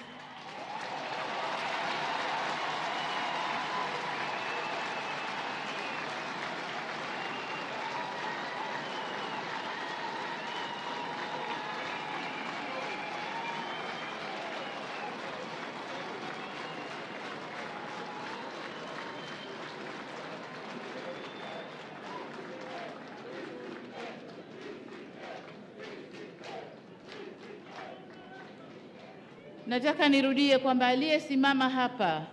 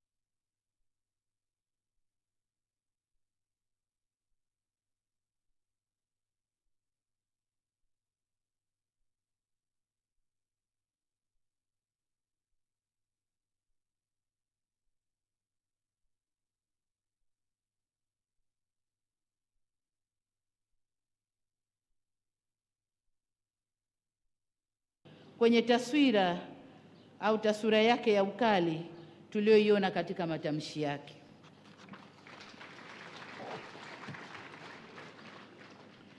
Aliamini kwenye kuhakikisha Watanzania wote wanapata haki ya usawa ya kujitafutia riziki ya halali popote pale nchini. Hivyo alirasimisha sekta isiyo rasmi na kuweka mazingira wezeshi kwa wafanya biashara na wajasiriamali wadogo kuweza kufanya kazi zao na kupata riziki zao. Alikuwa si tu kiongozi, bali pia mzazi na mlezi kwa wengi. Alikuwa ni mtu mwenye kusamehe, kuvumilia na mwenye kulea sana. Zaidi alikuwa ni mtu mkweli sana. Nataka kusema alikuwa ni mtu wa kutumbua pia. Maana mtajiuliza mbona useme alikuwa mtu wa kutumbua pia? Alikuwa ni mtu wa kutumbua kwa wale waliokithiri ada, Kiswahili tunasema. Waheshimiwa viongozi na ndugu waombolezaji wenzangu, mnafahamu kuwa Mheshimiwa Magufuli hakuwa ni mtu wa kusafiri au kusafiri sana kwenda nje ya nchi. Alifanya hivyo kwa kuwa aliamini ni vyema, kama walivyosema viongozi hapa, akitumia muda wake mwingi ndani ya nchi kutatua kero za wananchi wake waliomchagua. Lakini nataka niseme leo hapa, kazi hii alinipa mimi kuifanya, na namshukuru sana kwamba alijua labda kwamba mbele kitatokea kitu, na nilijenga na uwezo huu pia wa kufanya kazi katika taasisi za nje. Na waliosimama hapa leo wote ni kaka zangu, niko na ukaribu, tunajuana kwa karibu zaidi.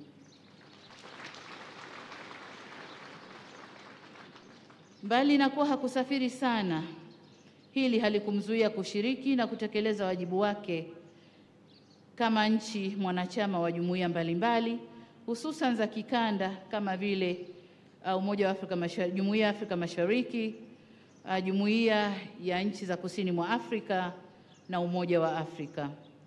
Aliwahi kushika nafasi ya mwenyekiti wa Jumuiya ya Afrika Mashariki, na kati ya masuala makubwa aliyoyafanya kipindi cha mwenyekiti wake wa jumuiya hii ni kuidhinisha nchi ya Sudani Kusini kuwa mwanachama wa 6 wa jumuiya hiyo, pamoja na kuondoa vikwazo vya ufanyaji wa biashara. Vile vile, kama ilivyosemwa hapa, alipata fursa ya kuhudumu kama mwenyekiti wa Jumuiya ya Maendeleo ya Kusini mwa Afrika. Katika kipindi chake moja hatua kubwa alizozichukua ni ile aliyoisema vizuri Rais wa Zimbabwe kaka yetu Mnangagwa, ya kuweka tarehe maalum na kuzitaka nchi zote za SADC tarehe hiyo kutoa matamshi ya kuiombea Zimbabwe itoke kwenye vikwazo vya kiuchumi. Yeye kama mwenyekiti alifananisha vikwazo walivyowekewa Zimbabwe kama vikwazo vya jumuiya yote ya SADC, na alifananisha jumuiya ya SADC kama mtu, kwamba ukiumwa kiungo kimoja mwili wote unakuwa unaumwa, na hivyo kwamba Zimbabwe iko kwenye matatizo, aliiona SADC yote iko kwenye matatizo, na hivyo aliamua kuweka siku maalum, nchi zote zizungumze, tuseme kwa kauli moja mpaka vikwazo hivi viondolewe. Ni kweli Rais Magufuli alikuwa a true Pan-Africanist.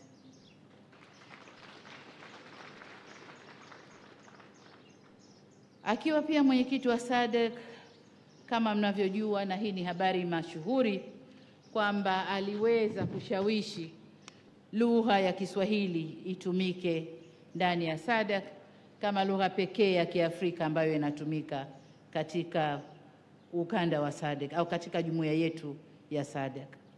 Waheshimiwa viongozi, ndugu waombolezaji, hayati Rais Magufuli alienzi na kuthamini mchango wa maraisi na viongozi wastaafu wote waliomtangulia na kumlea kwenye utumishi wa umma. Alikuwa ni muungwana aliyempa mtu sifa zake akiwa angali hai. Mara nyingi aliona fahari kueleza ni namna gani kafika pale alipofika baada ya kunolewa na viongozi wengi, na jinsi malezi, nasaha na makaripio ya viongozi hao yalimjenga kwenye maisha yake. Hakuwa mtu wa kujikweza, alitambua Tanzania ni zaidi ya yeye, na ndio maana katika shughuli mbalimbali za kitaifa tunawaona viongozi wetu wote wastaafu wanakuja kumuunga mkono.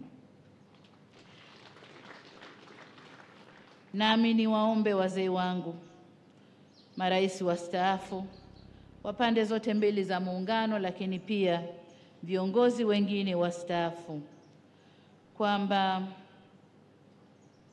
mimi ni kijana wenu pia kama alivyokuwa Rais Magufuli, na nipo tayari kushirikiana nanyi bega kwa bega katika kuijenga Tanzania aliyoitamani mpendwa wetu na tunayoitamani sisi wote. Nitumie fursa hii kwa mara nyingine tena kuhakikisha kuwa hakuna jambo litakaloharibika.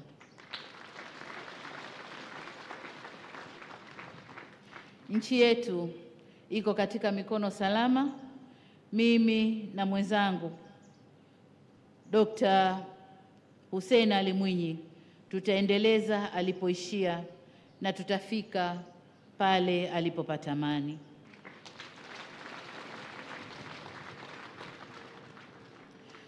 Kwa jirani zetu na marafiki zetu, niwahakikishie kuwa tutaulipa wema mliotuonesha kwa kuimarisha na kushamirisha uhusiano wetu nanyi. Tanzania itaendelea kuwa jirani mwema na mshirika mzuri katika ushirikiano wa kikanda na kimataifa. Mahusiano yetu yataendelea kuwa salama na kuimarika zaidi chini ya uongozi wangu. Ndugu zangu, napenda kutoa rai kwenu wa Tanzania wenzangu, bila kujali tofauti zetu zozote zilizopo, tutumie kipindi hiki cha maombolezo ya kifo cha Rais Magufuli kama nafasi ya kumshukuru Mungu kwa maisha yake. Tumshukuru Mungu kwa kupata bahati ya kuongozwa na yeye na hayati Magufuli. Pia tutafakari mema, miongozo na dira aliyokuwa nayo kwa taifa letu, na itupe ari ya kushirikiana katika kuijenga Tanzania yetu tunayoihitaji. Hayati Rais Magufuli ameondoka mapema, lakini alishamaliza kazi ambayo alikuja kuifanya duniani. Kazi hiyo ilikuwa ni kutuonesha njia, kutuonesha namna kazi zinavyofanywa, namna ya kutekeleza na kuchukua maamuzi magumu kwa maslahi ya taifa. Nasi hatuna budi kufata njia hii aliyotuachia. Hayati Rais John Pombe Magufuli amemaliza safari yake, amefunga hesabu yake na kitabu chake hapa duniani. Sisi Waislamu huwa tunasema kinachoweza kuendelea kumrehemu, na nadhani dini zote zina imani hiyo, kinachoweza kuendelea kumrehemu ni sadaka alizoziacha. Mwenzetu huyu ameacha sadaka kubwa na sadaka nyingi, iwe ni hospitali, watu kurudishiwa afya zao, maji, watu kupata maji safi na salama, miradi ya barabara kurahisisha usafiri na usafirishaji, elimu kuwatoa watu ujinga na kuwapa utanuzi wa mambo, na mengine mengi. Na sadaka hizi zote ni za kuendelea. Kwa lugha nyingine tunasema sadaka jaria, na sadaka ya kuendelea inamfuata mtu uhai wake, lakini na maisha yake kule kwa Mungu. Kwa hiyo ameacha sadaka nyingi sana, na hizi ni imani yetu kwamba zinakwenda kumrehemu. Ni sadaka zinazotokana na uongozi wake ambazo zitanufaisha vizazi hadi vizazi. Ametuacha na deni la kuyadumisha yale aliyoyakamilisha na kuyaendeleza yale mema aliyoyaacha yakiwa hayajakamilika. Hii ndiyo njia bora ya kumuenzi na kumkumbuka. Ndugu zangu, kwa familia ya mpendwa wetu Mheshimiwa Rais Dr. Magufuli, niwahakikishie tutakuwa nanyi siku zote. Mama Janet na watoto, tunatambua namna tulivyowapora muda wa kukaa na mpendwa wenu sababu ya majukumu yake ya kitaifa. Mmejitoa sana. Tunapenda mfahamu, tunathamini sana mchango wenu huu na upendo wenu kwetu. Mlikubali mumkose nyumbani ili sisi kama taifa tufaidike naye. Tunatambua subira yenu, na ile siku ambayo angestaafu baada ya kumaliza muda wake ili ajumuike nanyi tena, mfurahie kwa pamoja katika familia. Bahati mbaya hayakutokea, lakini sisi hupanga, lakini Mungu hupanga yake. Wanasema man propose. Niwahakikishie nitakuwa nanyi na tutawatazama na kuwashika mkono siku zote.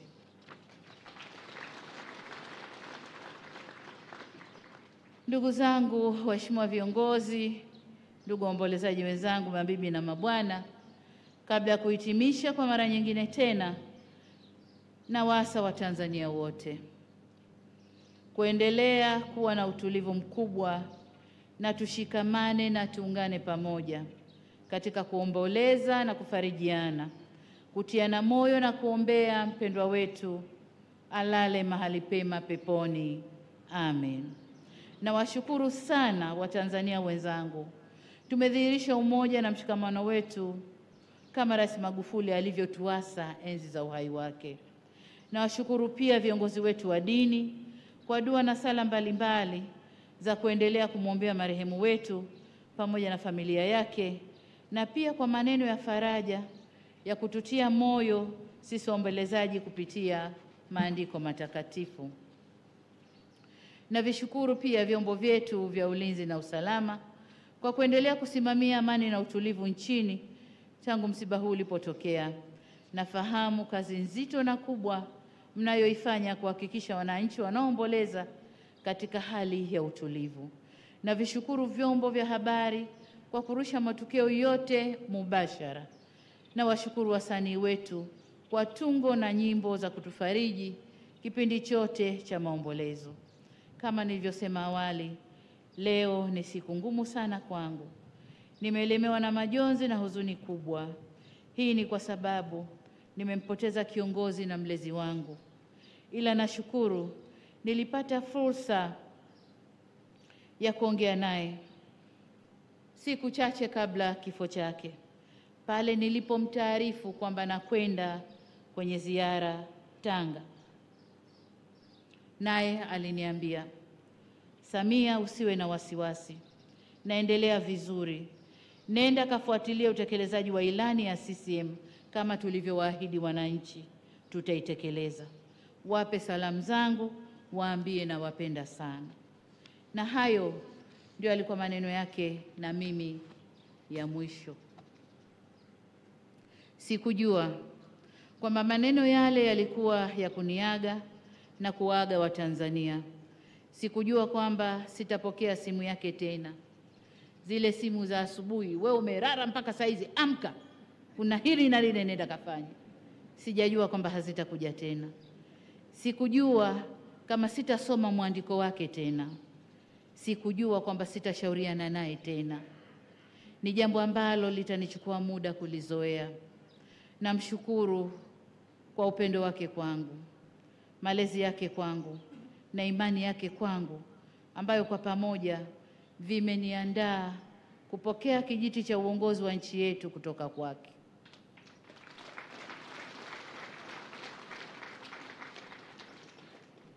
Nimehuzunishwa sana.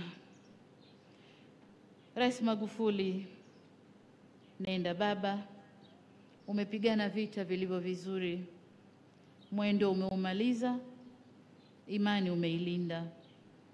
Nachoweza kusema, lala salama kakangu, lala salama shujaa wa Tanzania. Pumzika kwa amani, mwana mwema wa Afrika. Raha ya milele umpe Bwana, na mwanga wa milele umwangazie. Apumzike kwa amani. Inna lillahi wa inna ilaihi rajiun. Mungu ibariki nchi yetu Tanzania. Mungu ibariki Afrika. Na asanteni sana kwa kunisikiliza.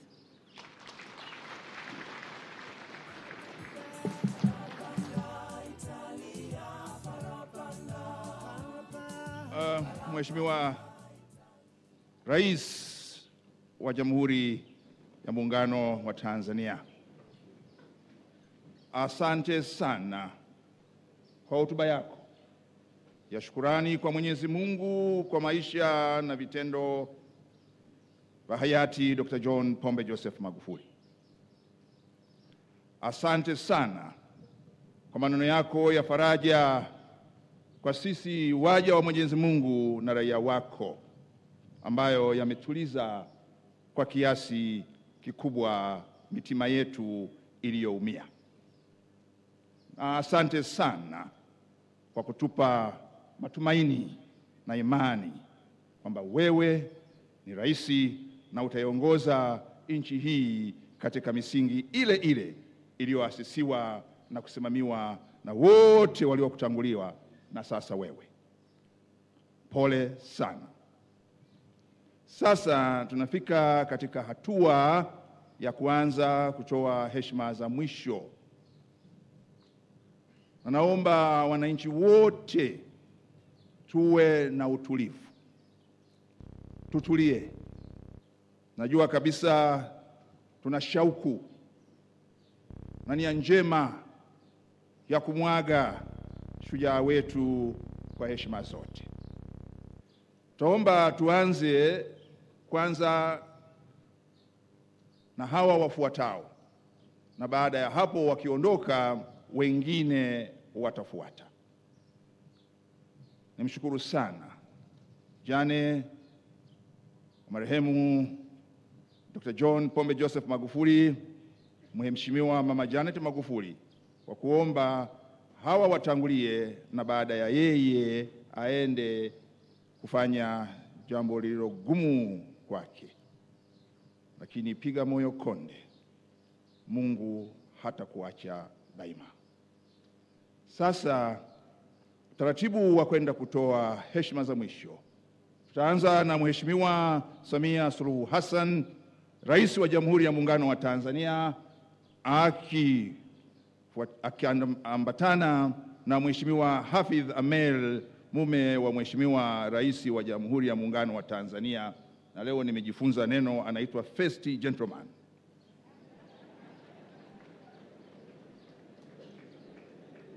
Baada yake atafuata Mheshimiwa Dr. Hussein Ali Mwinyi, Rais wa Zanzibar na mwenyekiti wa Baraza la Mapinduzi. Na baada yao watafuata Mheshimiwa Rais wa Jamhuri ya Kidemokrasia ya Kongo, Mheshimiwa Tshisekedi Tshilombo, Mheshimiwa Uhuru Muigai Kenyatta, na andamane na Mheshimiwa Adnan Mohamed, Waziri wa Ushirikiano wa Afrika Mashariki na Maendeleo ya Kikanda wa Kenya, Mheshimiwa Filipe Jacinto Nyusi, Rais wa Jamhuri ya Msumbiji na mwenyekiti wa Jumuiya ya Afrika Mashariki ya Kusini mwa Afrika, ambatane na Mheshimiwa Veronica Nathaniel Makamo Glovo, Waziri wa Masuala ya Kimataifa na Ushirikiano, Mheshimiwa Matamela Cyril Ramaphosa, Rais wa Jamhuri ya Afrika Kusini, ambatane na Mheshimiwa Dr. Grace Naledi Pando, Waziri wa Masuala ya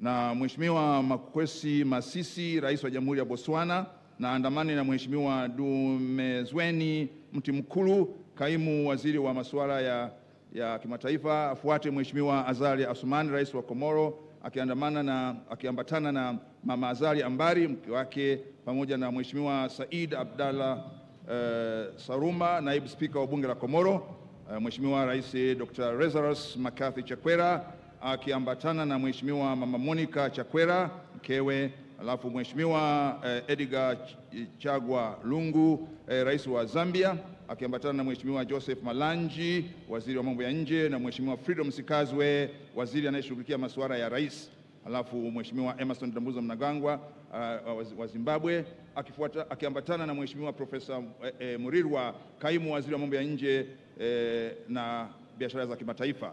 Ndipo Makamu wa Rais wa Burundi, akiambatana na Waziri wa Masuala ya Ushirikiano wa Afrika Mashariki, Makamu wa Rais wa Namibia, akifuatana na Naibu Waziri Mkuu na Waziri wa Mambo ya Nje na Mheshimiwa Waziri Mkuu wa Rwanda.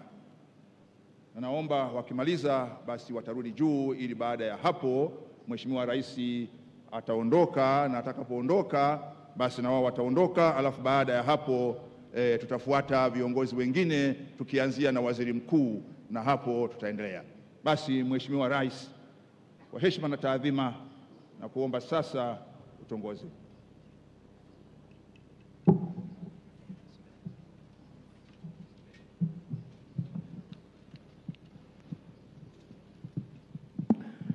Wakati Mheshimiwa Rais wa Jamhuri ya Muungano wa Tanzania Samia Suluhu Hassan anateremka sasa kwenda kutoa heshima za mwisho, Hussein Ali Mwinyi namwomba Mheshimiwa Felix Anthony Tshisekedi Tshilombo,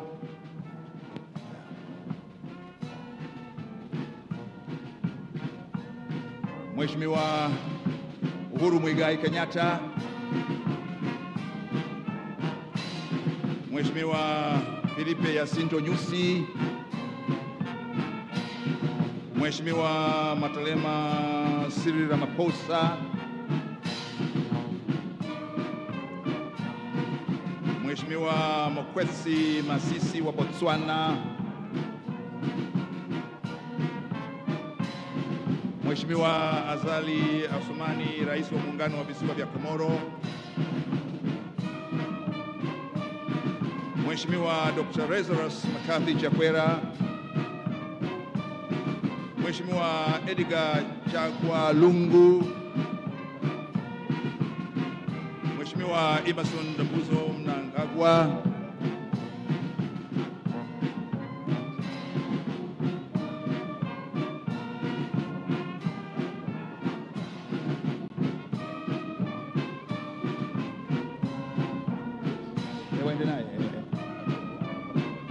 msaidie.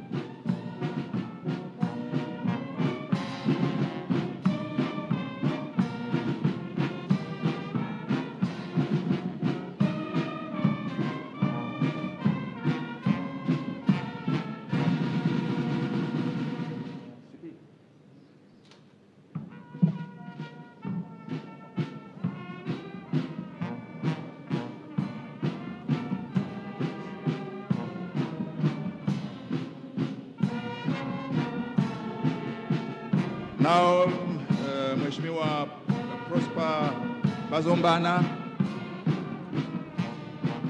Mheshimiwa Dr.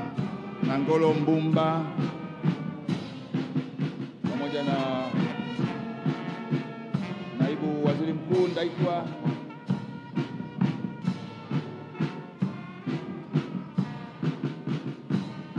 Mheshimiwa Dr. Edward Ngerente.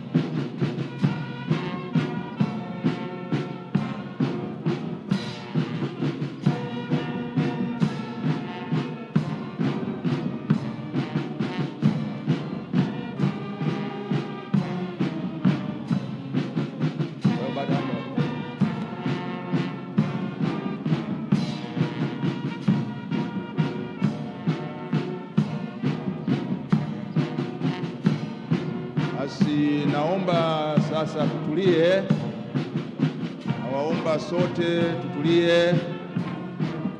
Sasa namwomba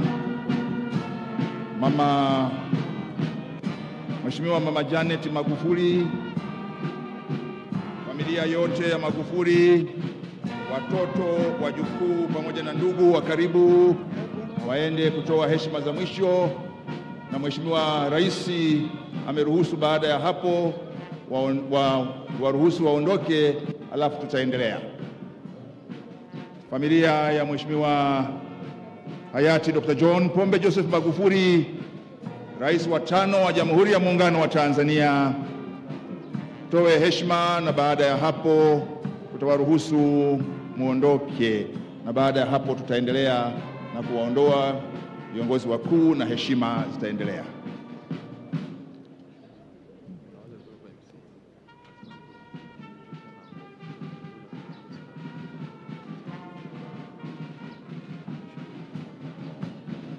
Na tungeomba basi katika kundi la ndugu viongozi wa dini mjumuike. Katika kundi la ndugu viongozi wa dini mjumuike, wanahitaji faraja yenu ya kiroho.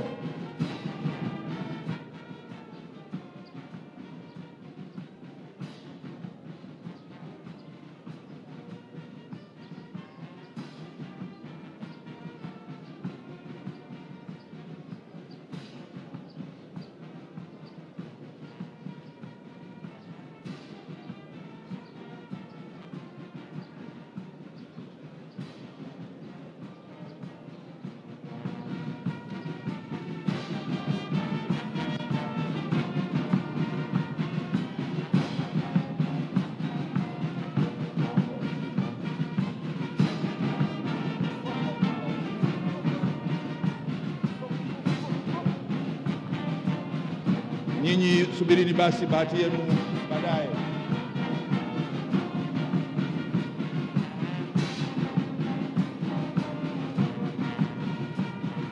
Baba zangu maaskofu na wachungaji, mniwie radhi, tuliwaruhusu maaskofu walikuwa kwenye huduma. Naomba mtuwie radhi baba zangu maaskofu, mashehe, makuhani, tuliwapendelea wale waliokuwa kwenye huduma, lakini mtapata nafasi, msiwe na wasiwasi. Na raia wote mtulie, mwili utazungushwa mara 5 kabla ya kwenda kwenye mitaa. Kwa viongozi wengine wa dini mniwie radhi sana.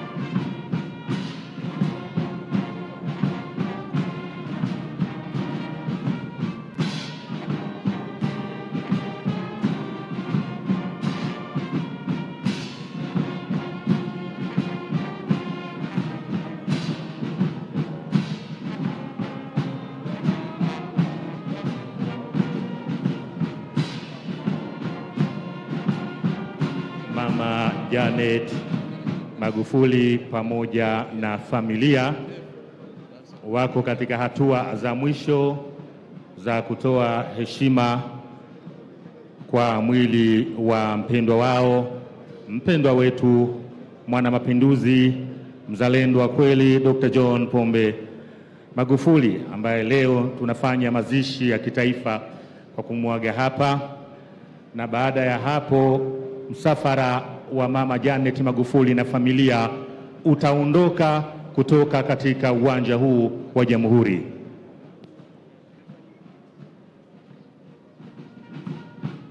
Naam, kama mnavyoona, huo ndio msafara wa mama yetu, mama Janet Magufuli pamoja na familia. Baada ya kutoa heshima za mwisho, sasa unaondoka.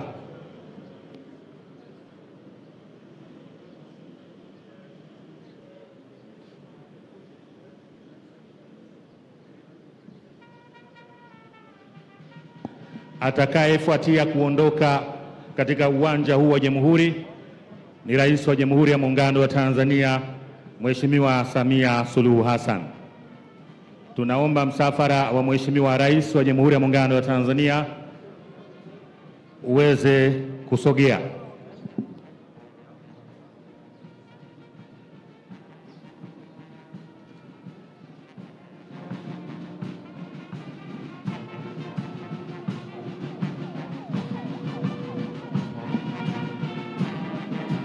Baada ya msafara wa mama Janet Magufuli pamoja na familia kuondoka, msafara utakaofuatia ni wa Mheshimiwa Rais wa Jamhuri ya Muungano wa Tanzania, Samia Suluhu Hassan.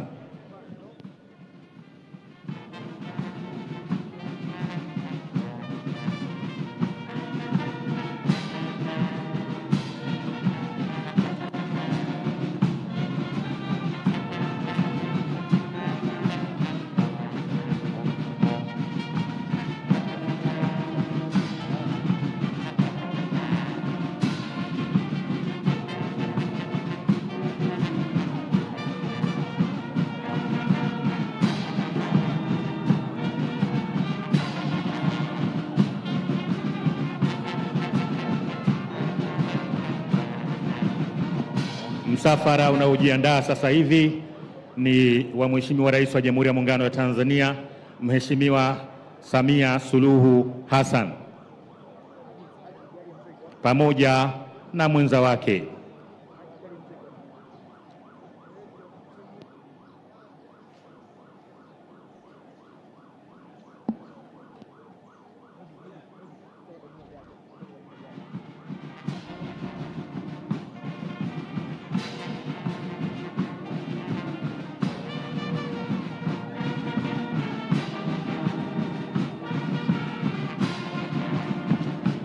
Atakapoondoka Mheshimiwa Rais wa Jamhuri ya Muungano wa Tanzania, msafara utakaofuata utakuwa ni ule wa Rais wa Zanzibar na mwenyekiti wa Baraza la Mapinduzi.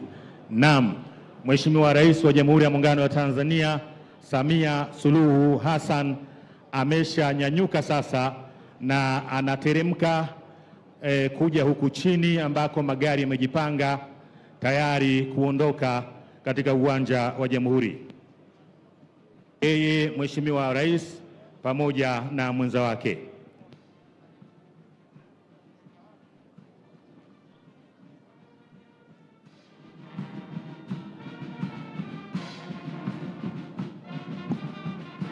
Mheshimiwa Rais wa Jamhuri ya Muungano wa Tanzania, Samia Suluhu Hassan, akiambatana na Mheshimiwa Hafidh Amir, mume wa Rais, wako tayari kuondoka.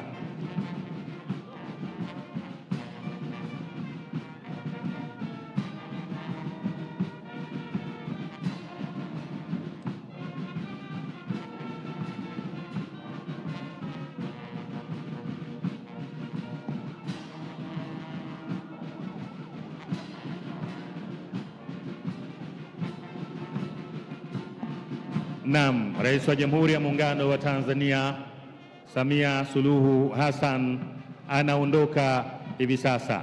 Na kama alivyozungumza Mheshimiwa Waziri wa Mambo ya Nje na Ushirikiano wa Afrika Mashariki, wananchi tuwe watulivu, Wananchi tuwe watulivu, tutapata nafasi nzuri ya kuona mwili wa mpendwa wetu. Baada ya Mheshimiwa Rais wa Jamhuri ya Muungano wa Tanzania, msafara utakaofuata ni ule wa Rais wa Zanzibar na Mwenyekiti wa Baraza la Mapinduzi, Mheshimiwa Dkt. Hussein Ali Mwinyi akiambatana na mwenza wake.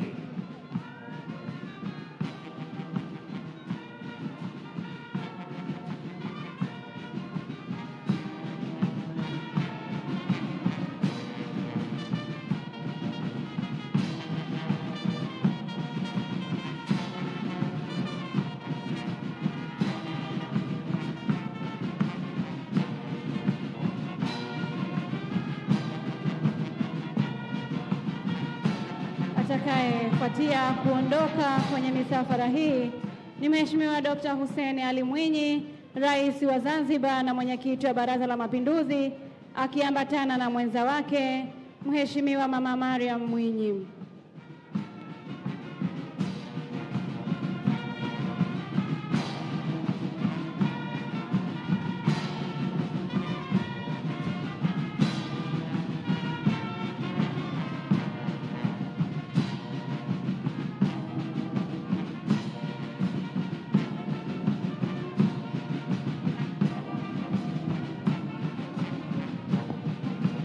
Baada ya Mheshimiwa Rais wa Zanzibar, atakayefuata kuondoka ni Mheshimiwa Felix Antoine Tshisekedi Tshilombo, Rais wa Jamhuri ya Kidemokrasia ya Kongo na Mwenyekiti wa Umoja wa Afrika.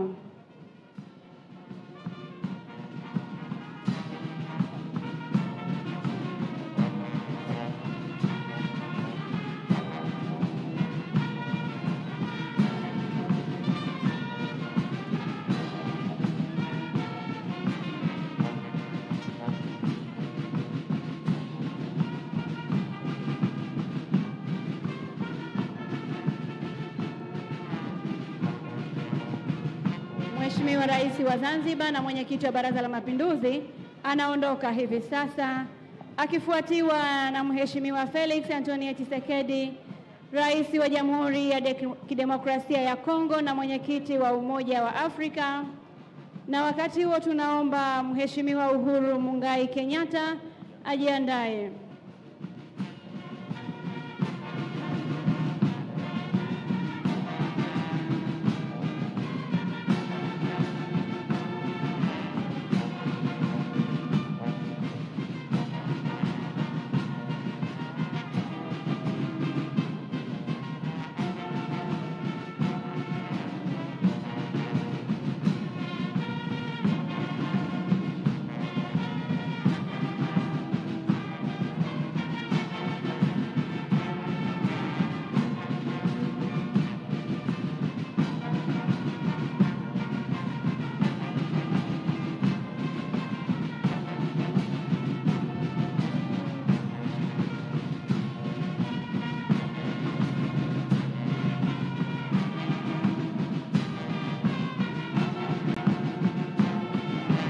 Mheshimiwa Rais wa Jamhuri ya Kidemokrasia ya Kongo anaagana na marais wenzie tayari kuanza msafara.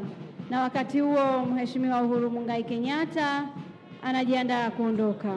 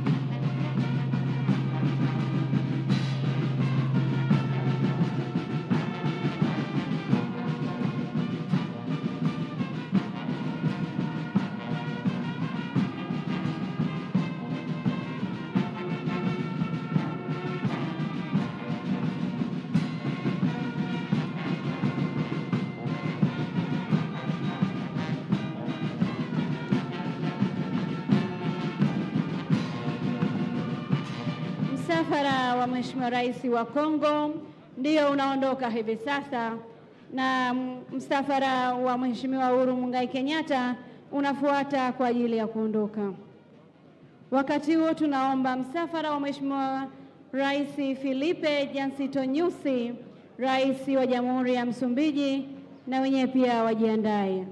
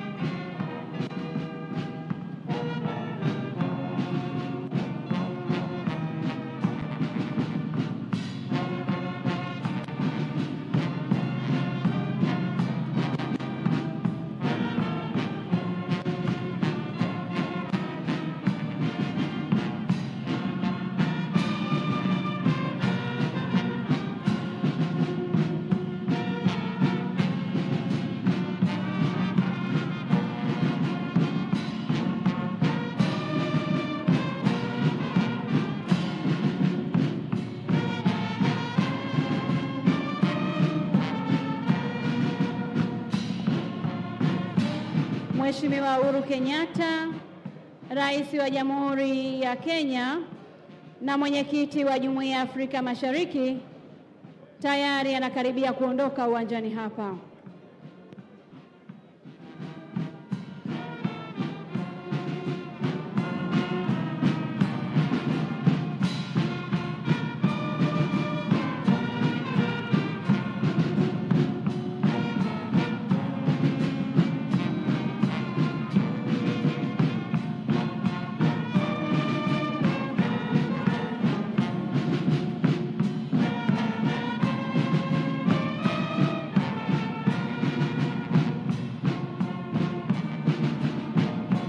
Msafara wa Rais wa Kenya ndio hivyo unaondoka. Unafuata msafara wa Mheshimiwa Filipe Jacinto Nyusi, Rais wa Jamhuri ya Msumbiji na mwenyekiti wa Jumuiya ya Maendeleo ya Kusini mwa Afrika SADC.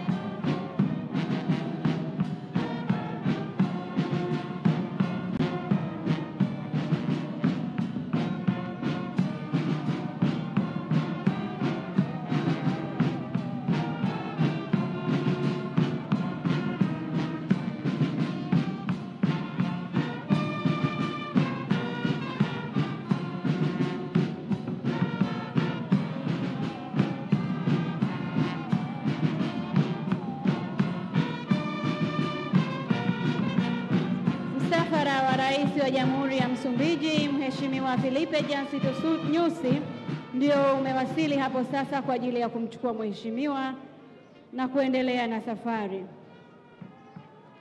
Wakati huo naomba msafara wa Rais wa Jamhuri ya Afrika ya Kusini wajiandae.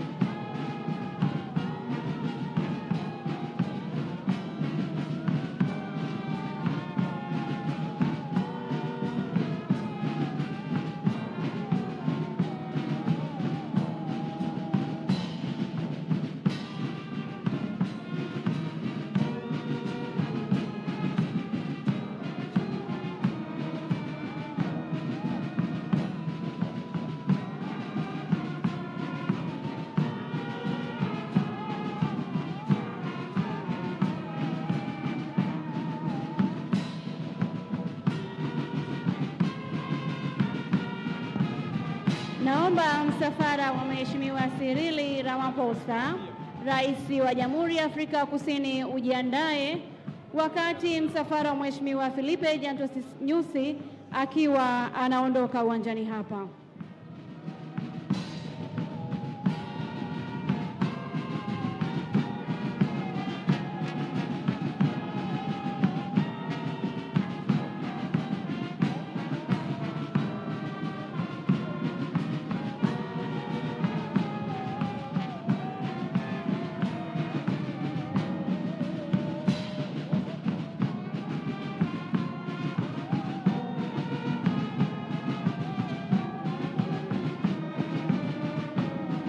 Baada ya Rais wa Jamhuri ya Afrika ya Kusini, utafuata msafara wa Rais wa Jamhuri ya Botswana.